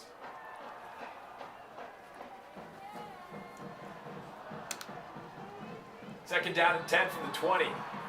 Aiden Arp from the shotgun. He's going deep. Far sideline, Carter Wool going up to make the grab one-handed, just out of reach. Another good aggressive effort, and we've got a player down around the 33-yard line. Possibly another cramp. Leonard Moore. Can't lose him. Not that anybody's expendable, because they're not. But Leonard Moore is a guy who you have to have on the field. And remember a moment ago, Tyler, I said you're not going to have a guy like Leonard Moore who plays mainly DB playing 40 meaningless offensive snaps. Well, this is why. Because you know, especially under these heat conditions in a physical game like this one, you know any snap is a dangerous one.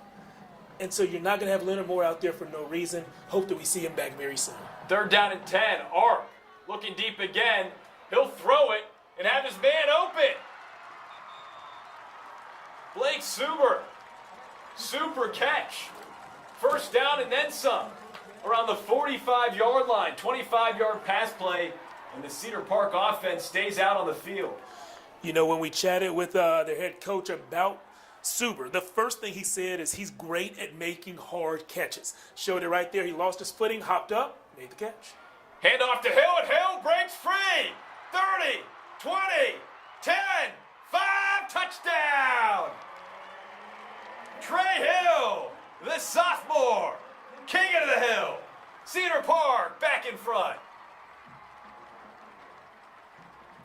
Love the speed. Love that he felt one man on his heels and started to kind of get his heels up a little bit.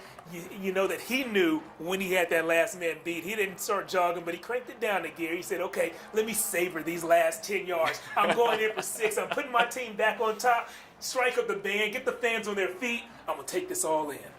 What a game here on Thursday night at John Gupton Stadium. Andrew DeGarrett. Extra point is good. Timberwolves regain the lead 21-17. Buck 38 to go here in the third quarter. Look at Hill. That's how I do it. That's how I do it. Yes, sir. Sensational play right there from the sophomore. Very, very impressive. He's a big guy. Showed off he has some speed on that play, too. 21-17, Jeff. I think first half for most of that portion of this broadcast, this game, we thought it was all Cedar Park, but we've got ourselves a great ball game here on Thursday night. KVUE's Friday Football Fever on Thursday. You've tuned into a good one. If you're just joining us, Tyler Feldman, Jeff Jones, Corey Mose, Johan Castro. This is why we love what we do. 95 degrees after 9:30 at night here in Central Texas. Early September.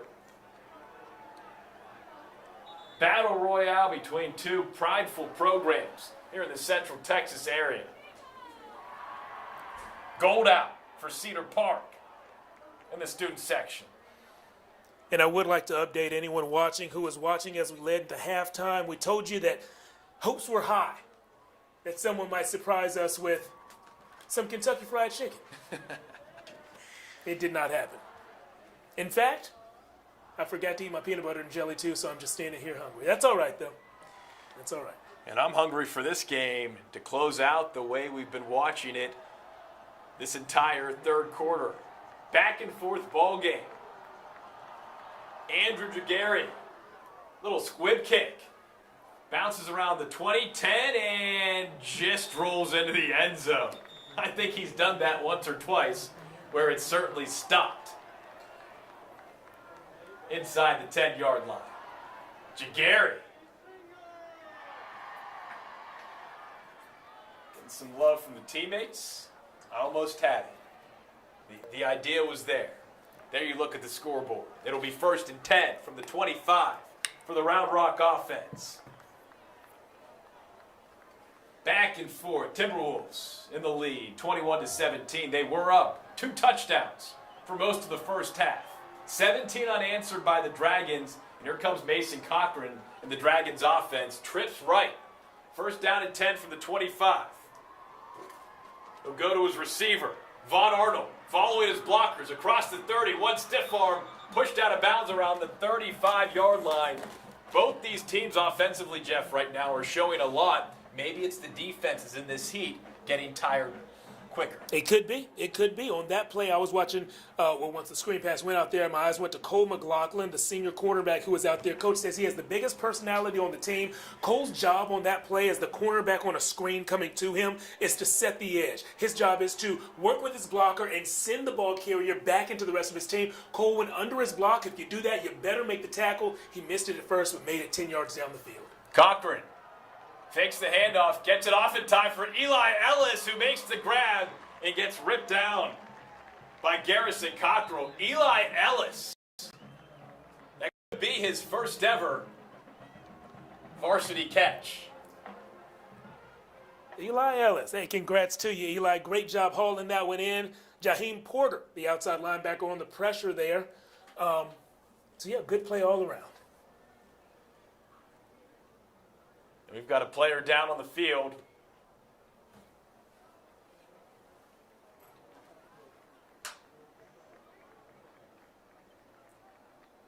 Still toward the end of this third quarter.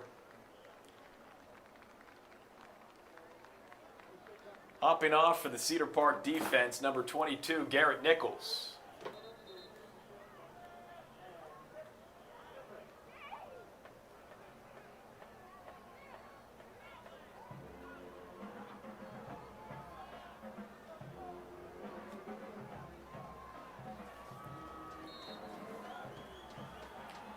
Second down and 10 from the 35.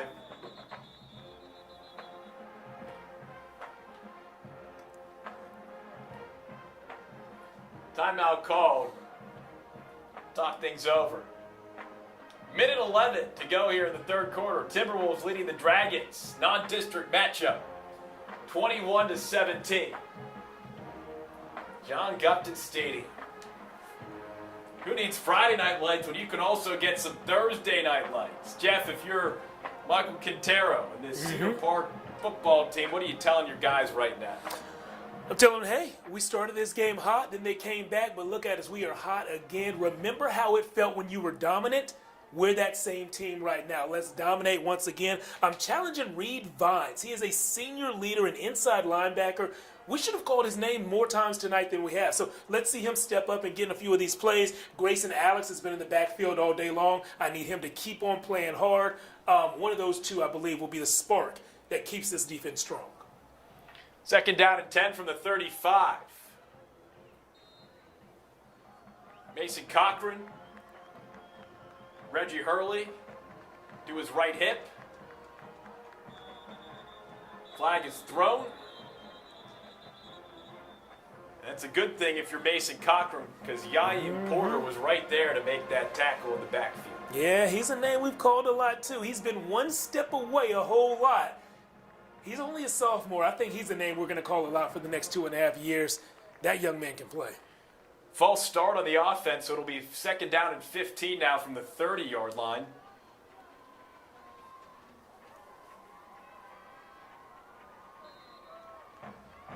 Second and 15, I want to get half of this on this play. So what can I do to get 7 or more? Another whistle.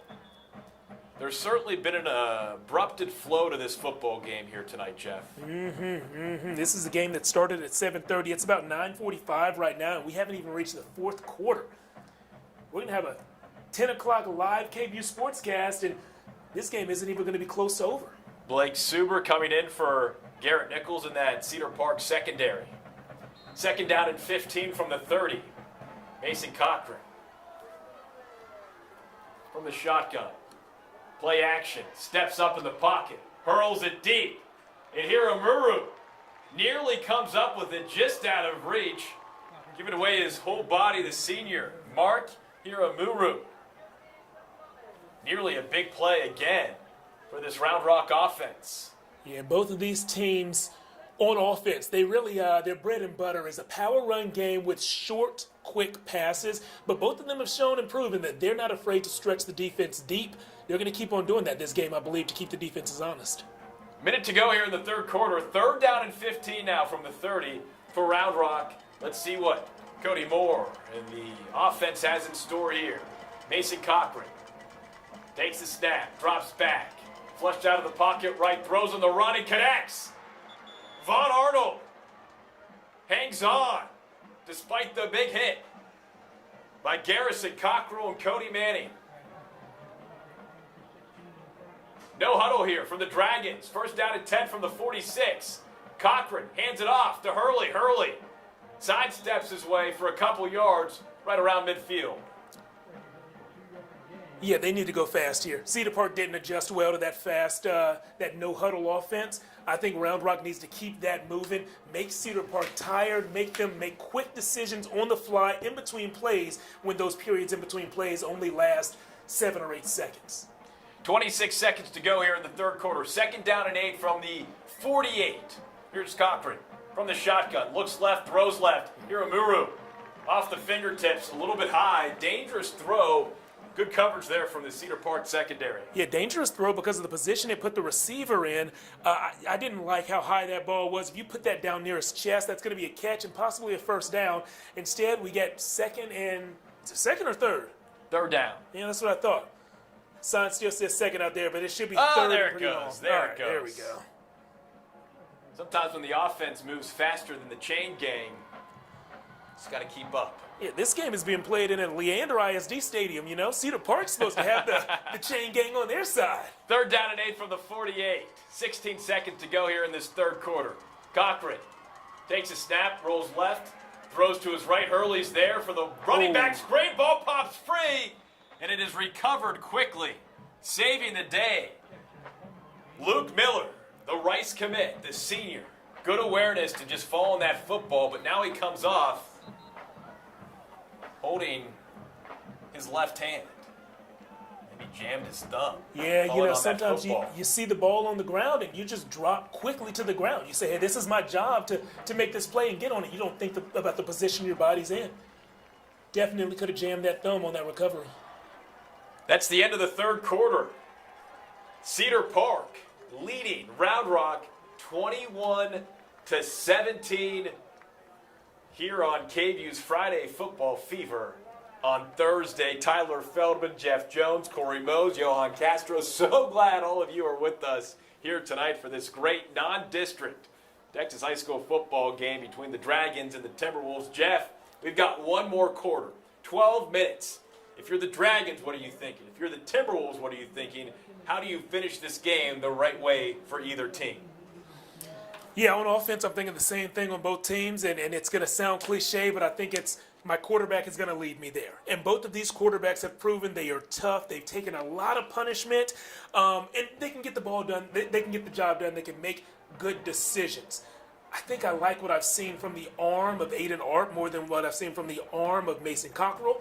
But on the other side, I like the legs of Mason Cockrell more than I've seen the legs of Aiden Arp. So we'll just see what the quarterbacks can do on defense. Both defenses look solid. I want to see what D lineman is going to put the most pressure on quarterbacks in obvious passing situations. Aiden v. Mason. A battle royale here at John Gupton Stadium. Leander ISD. Set to punt for Round Rock. Braden Harshaw. No, that is Gibson Granger back there. It's a fake.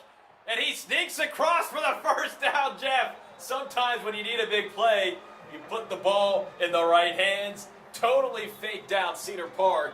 And that is a first down, critical first down for the Dragons. I'm over here talking about the quarterbacks. I should have said the kickers will get it done, of course. Fourth quarter time, that's winning time. Turn to the kicker. Let him make the biggest play of the day. Gibson Granger, the junior. We've got another player coming off the field. Number 94 for Cedar Park, Caleb Castro, the senior. One of those key pieces, central figures for this Timberwolves defense. Jeff, when it's this hot, you see these players walking off. It's the cramping.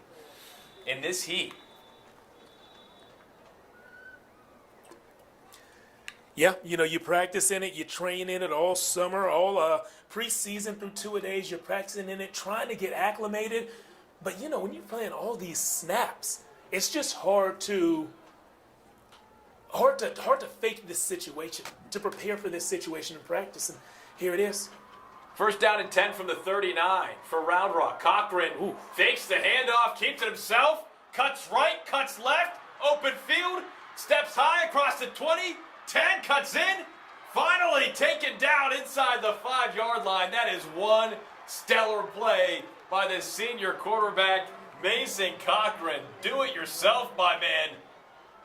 Yeah, that was outstanding. I didn't count the missed tackles on that play, but I should have. I bet it was close to 6. Looked like he juked out or powered through half the defense on that. Mason Cochran, we've been calling him a power runner. He's like a fullback / linebacker playing the quarterback position and playing it extremely well on that play.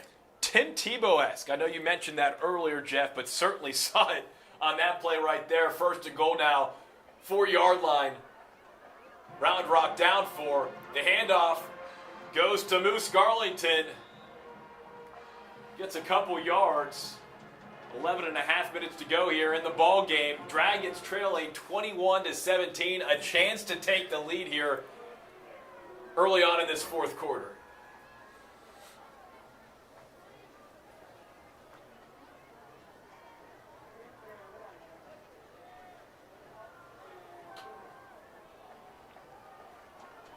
Second down and goal from the 3. Here's Cochran, takes a snap. It's low, hands it off to Moose Garlington.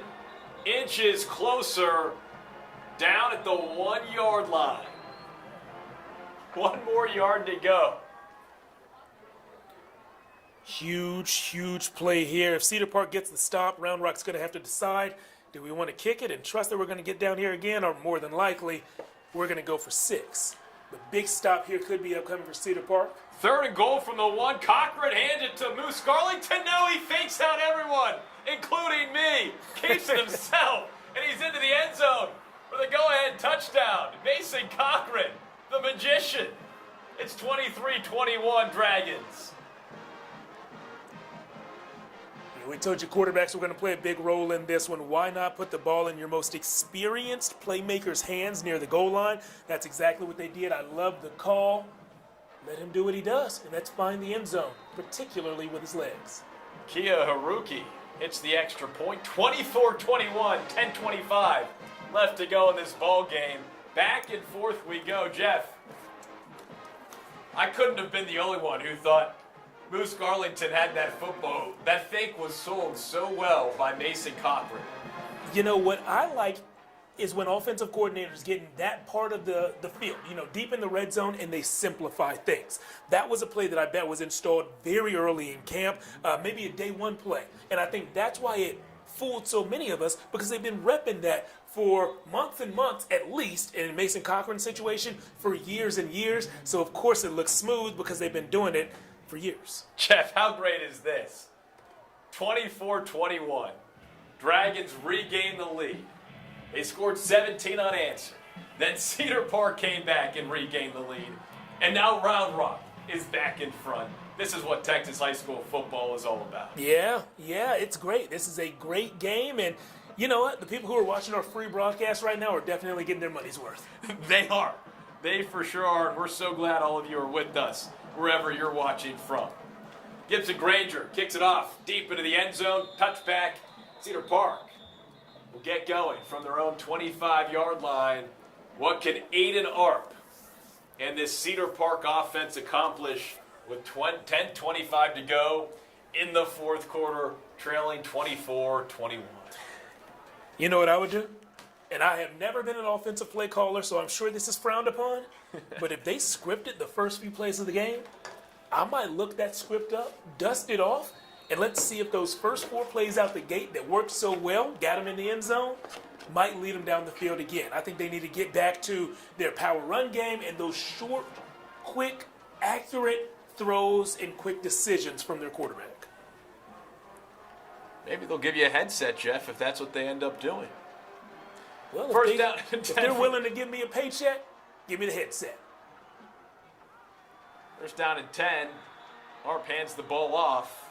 Round Rock has really elevated defensively over the course of this ball game. No room to run for Trey Hill. 10 minutes to go. Second down and 9 for the 26. T-Wolves trailing 24-21. Arp from the shotgun. Dumps it off to Hill. Read beautifully by the Round Rock defense. Justin Lee showing no mercy. I don't know what colleges have offered him or what colleges are looking at him, but Justin Lee is a player. This is not going to be his last level of football. He is a player who can go sideline to sideline, and when he comes, he's coming to thump. I like Justin Lee as a linebacker. In my notes, I just wrote the word strong and circled it. Third down and 14 from the 21. Arp going deep. Finds his man. Had his man. Blake Suber couldn't corral it. And then it was knocked free by Jace Kivett. Tough break for Cedar Park. That would have been a first down and then some for the Timberwolves. Instead, it's fourth down and 14. And the punt team's on. Connor Schutte out there to boot it deep.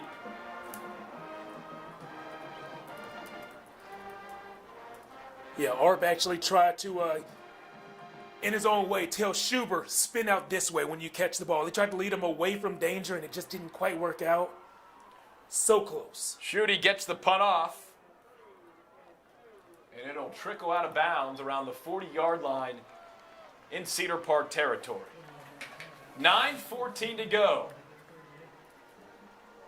Dragons up 3. It'll be first down and 10 at the 38-yard line for Mason Cochran and this Round Rock offense.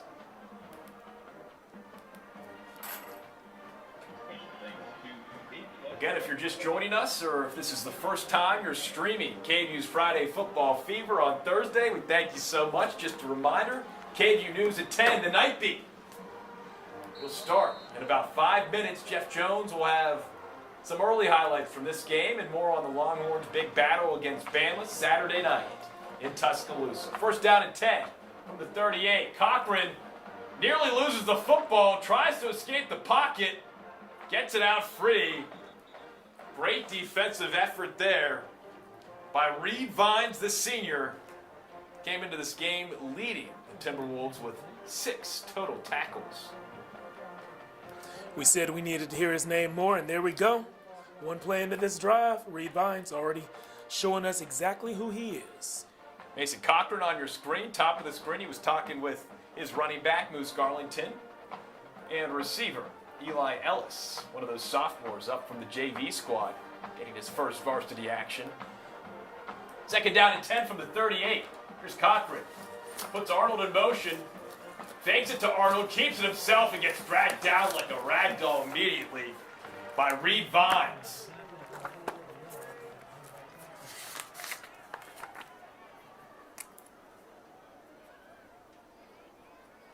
Hines, the senior, has one interception coming into this game.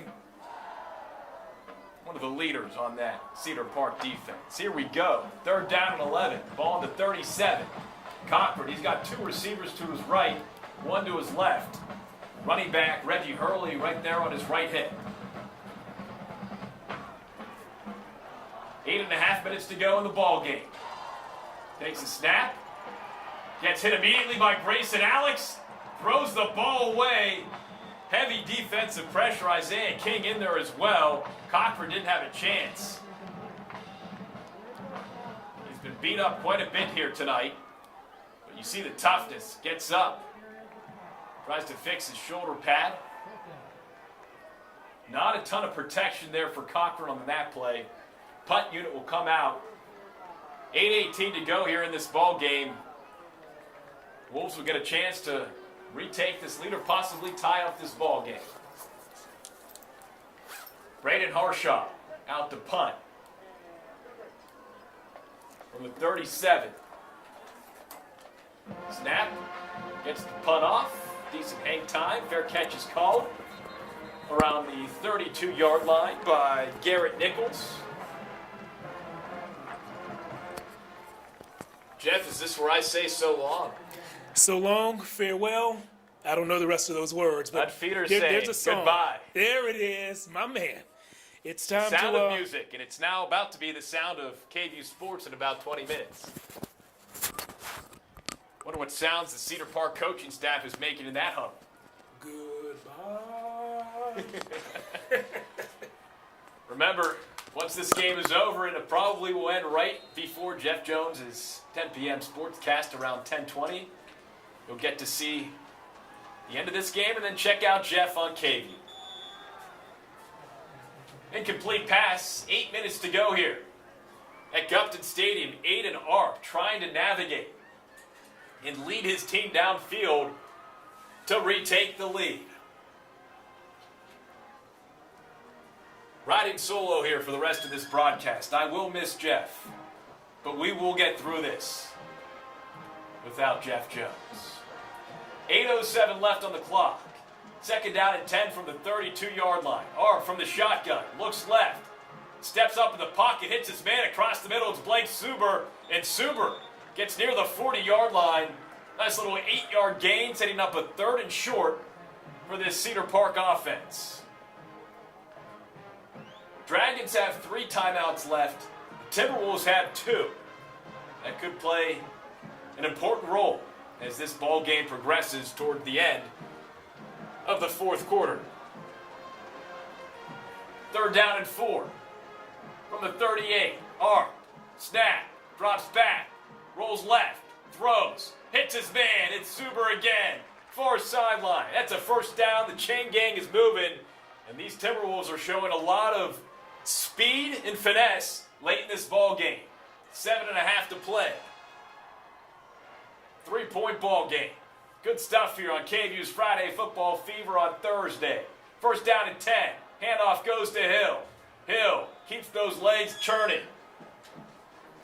Gets near midfield. 2nd down and 8 from the 48.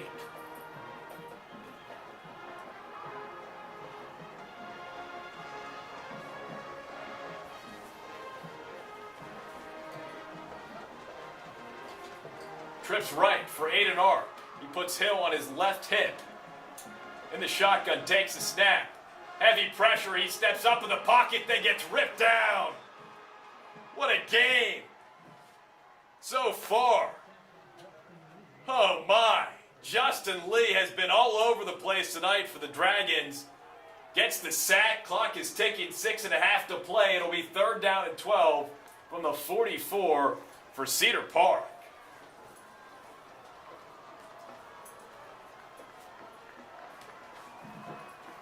Trips right again. 3rd down and 12 from the 44. Arp, low snap, drops back. He's got a ton of time and space. Fires into double coverage. Flag is thrown. Caden Michelle there on the coverage. Ball was intended for Carter Wool, the senior. And I'd expect this to be a pass interference on the defense. We'll wait and see what the referee says. They do call pass interference on the defense.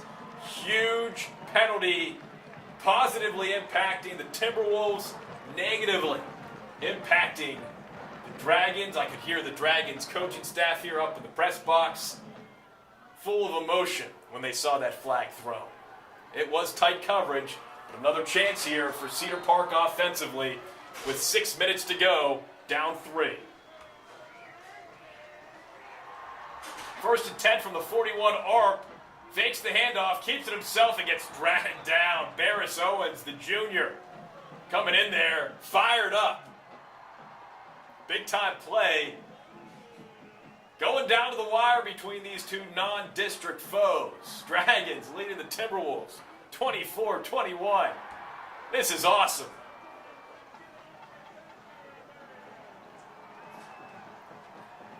Aiden Arp directed the offense from the shotgun.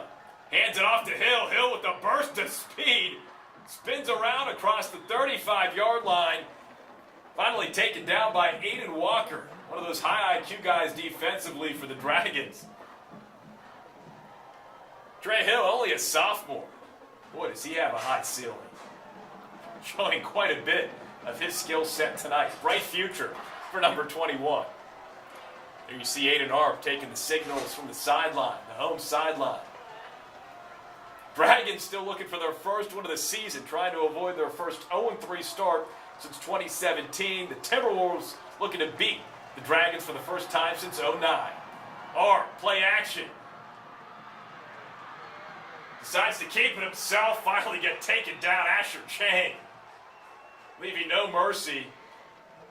Arp was looking for his guy, Joe Pesci, but great coverage there by Aiden Walker. Pesci, of course, had that opening touchdown on the opening drive for the Timberwolves.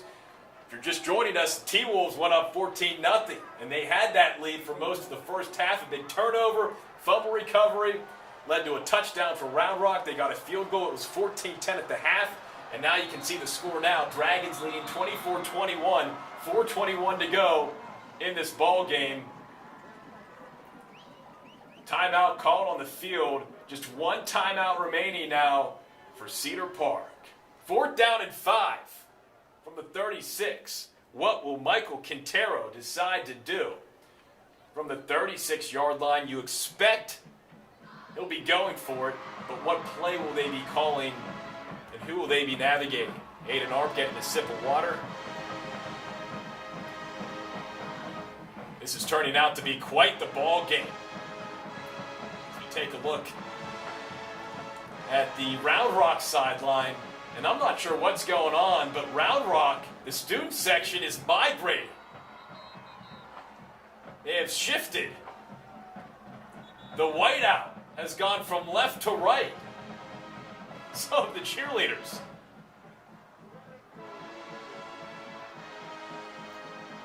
Just trying to get closer to the action. Can't blame them. Get that front row seat as close as possible. 4th down and 5. Here we go. From the 36, trips left. Arp takes a snap, drops back, fires, caught. First down for Cedar Park. Excellent play call. Carter Wool, the senior. Quite the connection. Arp to Wool. First down, Timberwolves. 4:15 on the clock. Drive continues. The green helmets, black tops, black bottoms. What a game on KVUE's Friday Football Fever on Thursday. 1st down and 10 from the 29. Arp hands it off to Hill. Hill gets 2 or 3 yards. Taken down by Jacob Medina. Medina had that huge scoop and near score toward the end of the first half. That led to that first touchdown from Mason Cochran to Leonard Moore. The first of 2 touchdown connections for the Round Rock quarterback and wide receiver / defensive back. 2nd down and 8. 3.5 minutes to go. What'll be the play call for the Cedar Park offense? Jumbo set. Here's Arp. Flushed out of the pocket. Throws on the run. What a ball! Nearly what a catch! Oh my! Ethan Ludke, first time we've called his name all night, nearly making an acrobatic catch around the 10-yard line. That would have been crazy. That sets up a 3rd down and 8 now from the 27-yard line. 44-yard field goal. If the Timberwolves can't convert, Aiden Arp signaling to his offensive line. He's got one receiver to his left, 2 to his right. He puts Wool in motion, takes the snap, drops back, throws it, and Wool is there to make the catch around the 18, 19-yard line.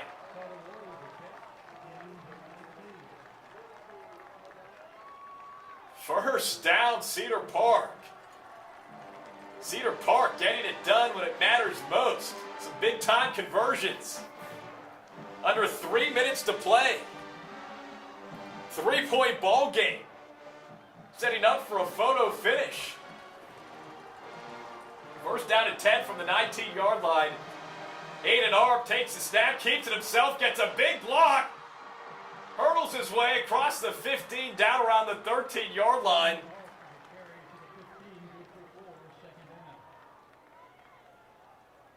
(24-21). Here we go, back to the Cedar Park offense. 2nd down and 6 from the 15. Arp takes a snap, hands it off to Hill. Right up the middle. Another first down for the Timberwolves. What a drive being manufactured by the home team. Trey Hill, Aiden Arp, Ethan Ludke. How about this Cedar Park offense right now? Just tremendous. Student section going wild. Another timeout called, the first of the half for Round Rock. Oh man, 2:06 left to play. This is getting nuts. And we're so glad you're joining us here on our YouTube channel or KVUE Plus. Week 3 of KVUE's Friday Football Fever on Thursday. Checking out the Round Rock sideline. Cody Moore making sure his guys know their assignments. Looking for their first win of the season. 0-2 record coming into this ball game. Trying to pick up that first win of the season. Since 2004, Cedar Park is 5-3 against the Dragons, but they've lost the last 2. 9th meeting all time.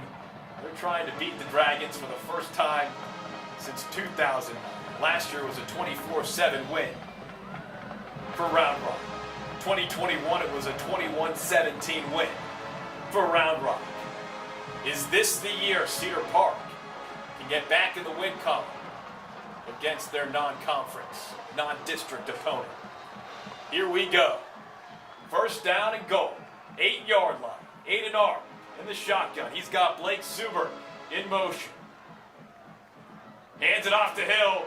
Right up the gut. Untouched. Into the end zone for the touchdown. It's Cedar Park. Retakes the lead. How about this ball game?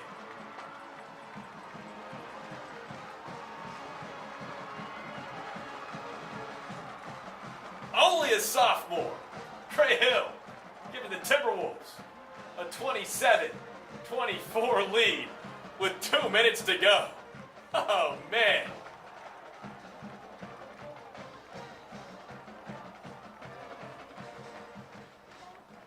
Andrew Jagari out there for the extra point. Critical extra point for the Timberwolves. Give them a 4-point lead.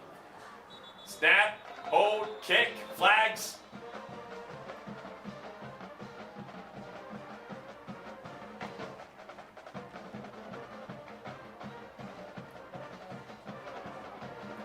False start on the offense. That'll back up the extra point. What's 5 more yards?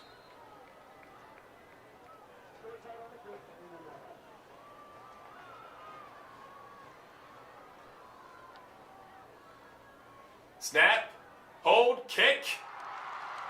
It's good. 4-point lead. That means The Dragons will need a touchdown on their ensuing drive. Look at the celebration. Trey Hill, the gymnast and the football player. 28-24. Cedar Park back in front. 2:02 left to play in this ball game. This is what it's all about. Week 3 and we're already going down to the wire between two of the premier programs here in Central Texas. Round Rock and Cedar Park. Look at Trey Hill. That dude's a dog. Been barking all night. You can kind of feel the energy inside Gupton Stadium pick up as this game has gone back and forth throughout this second half. So appreciate all of you guys and gals joining us here on KVUE Plus and our YouTube channel. First year we're doing this, and boys, it's been a lot of fun, especially when we get games like this. Andrew Jagari, the senior, set to kick off for Cedar Park.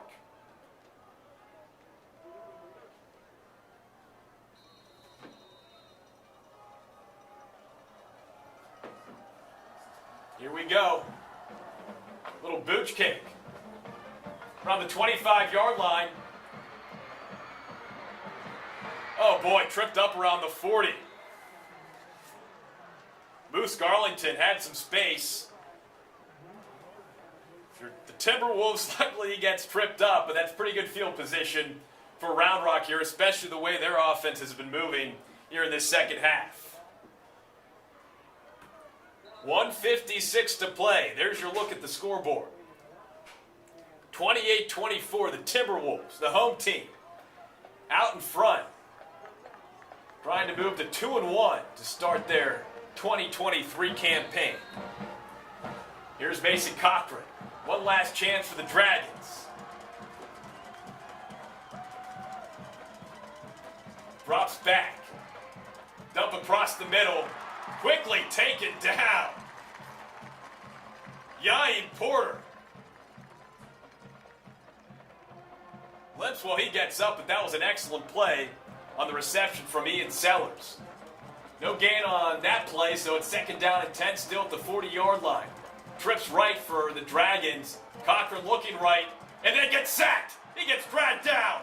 Big takedown for Cedar Park. Henry Wicker. Big time play for the senior. Minute 15 to go. Third down and 9 from the 41. What does Mason Cochran have in store? Looks left, rolls right, throws on the run, and it is nearly picked off. Garrett Nichols nearly sealed the win for the Timberwolves. In and out of the diving hands. One last try. It'll be fourth down and 9 from the 41-yard line. What a finish to this ball game at Gupton Stadium on a Thursday night.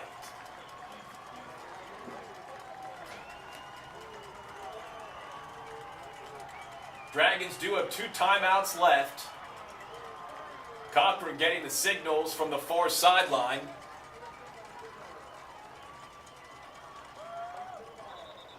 And the Dragons do call one of their 2 remaining timeouts, so they'll have 1 timeout left. They'll talk things over. Fourth down and 9 from the 41-yard line. 4-point lead for the Timberwolves, who were once up 14-0 for most of the first half. 17 unanswered for the Dragons to retake the lead. Then it was back and forth for pretty much this entire second half.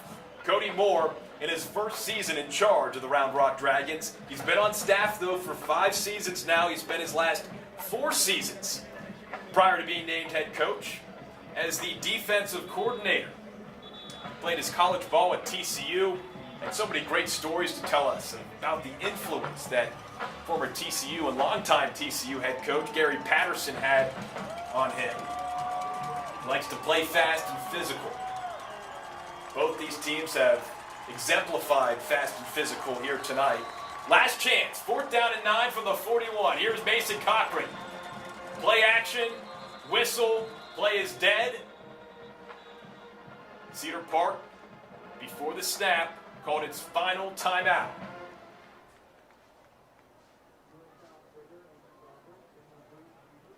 So Michael Quintero will talk things over with his squad. Oh man, this is good. Who's it gonna be, Cedar Park or Round Rock?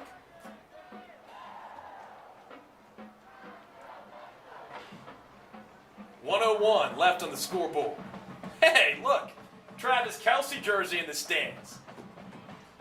The future Hall of Fame tight end, Super Bowl winning tight end, injured, not playing in tonight's NFL opener between the Kansas City Chiefs and the Detroit Lions. And how about this? 2-minute warning in that game, 4th quarter. The Detroit Lions leading the Kansas City Chiefs 21-20. How wild would that be? Dan Campbell, I'm sure he's fired up on the sideline. All right, that's that game. Let's talk this game. 4th down and 9 from the 41. Last chance for Round Rock. Mason Cochran takes a snap, flushed out of the pocket, rolls right, keeps it himself, and he's going to get stopped well short. The Cedar Park defense prevails. And that's your ball game. The Timberwolves, for the first time since 2009, and down goes. Oh, man. There is some excitement on the field. Logan Wiggins lost his footing there in a jumping celebration. Cody Manning, oh, he is fired up. Look at the sideline. They are excited. The first time since 2009, Cedar Park will get the win over Round Rock. 53 seconds left. Aiden Arp takes a knee. Go off to do that. 2 more times. Maybe 1 more time. And this ball game will be over. What a football game here at Gupton Stadium. So glad you've been with us on KVUE Plus and the KVUE YouTube channel. Aiden Arp takes the knee, and that does it. For the first time since 2009, Cedar Park takes down Round Rock 28-24. Your final score here from John Gupton Stadium. What a game.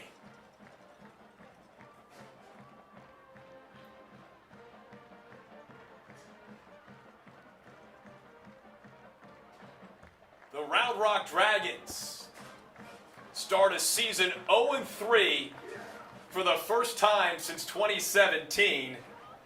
Meanwhile, Cedar Park improves to 2-1, a big non-district victory for the Timberwolves.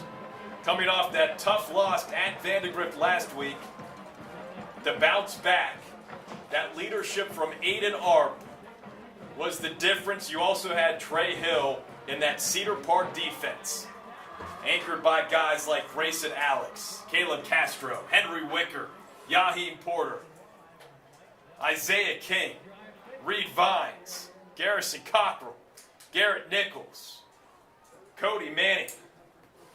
An impressive 4-point victory for the Cedar Park Timberwolves.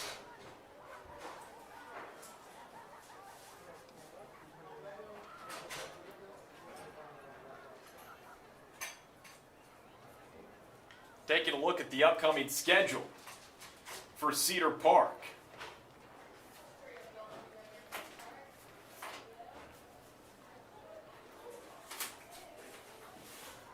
They're off next week and then return to action Friday, September 22nd, when they'll go on the road to take on Eastview out of Barker Bach Stadium in Georgetown. That'll be a 7 p.m. kick. As for Round Rock, taking a look at their upcoming schedule, they fall to 0-3. They'll battle next week, Friday night, They'll take on Westwood, Round Rock Westwood, in a road matchup. Once again, the final score, Cedar Park 28, Round Rock 24. What a thrilling finish here from John Gupton Stadium. For Jeff Jones, Corey Mose, Johan Castro, Andrew McKibben, and everyone else on this KVUE team, I'm Tyler Feldman saying so long from John Gupton Stadium. Thank you so much for everyone out there tuning in to KVUE's Friday Football Fever on Thursday on KVUE Plus and our KVUE YouTube channel. Have a great rest of your night. Until then, we'll see you next week at another high school football game.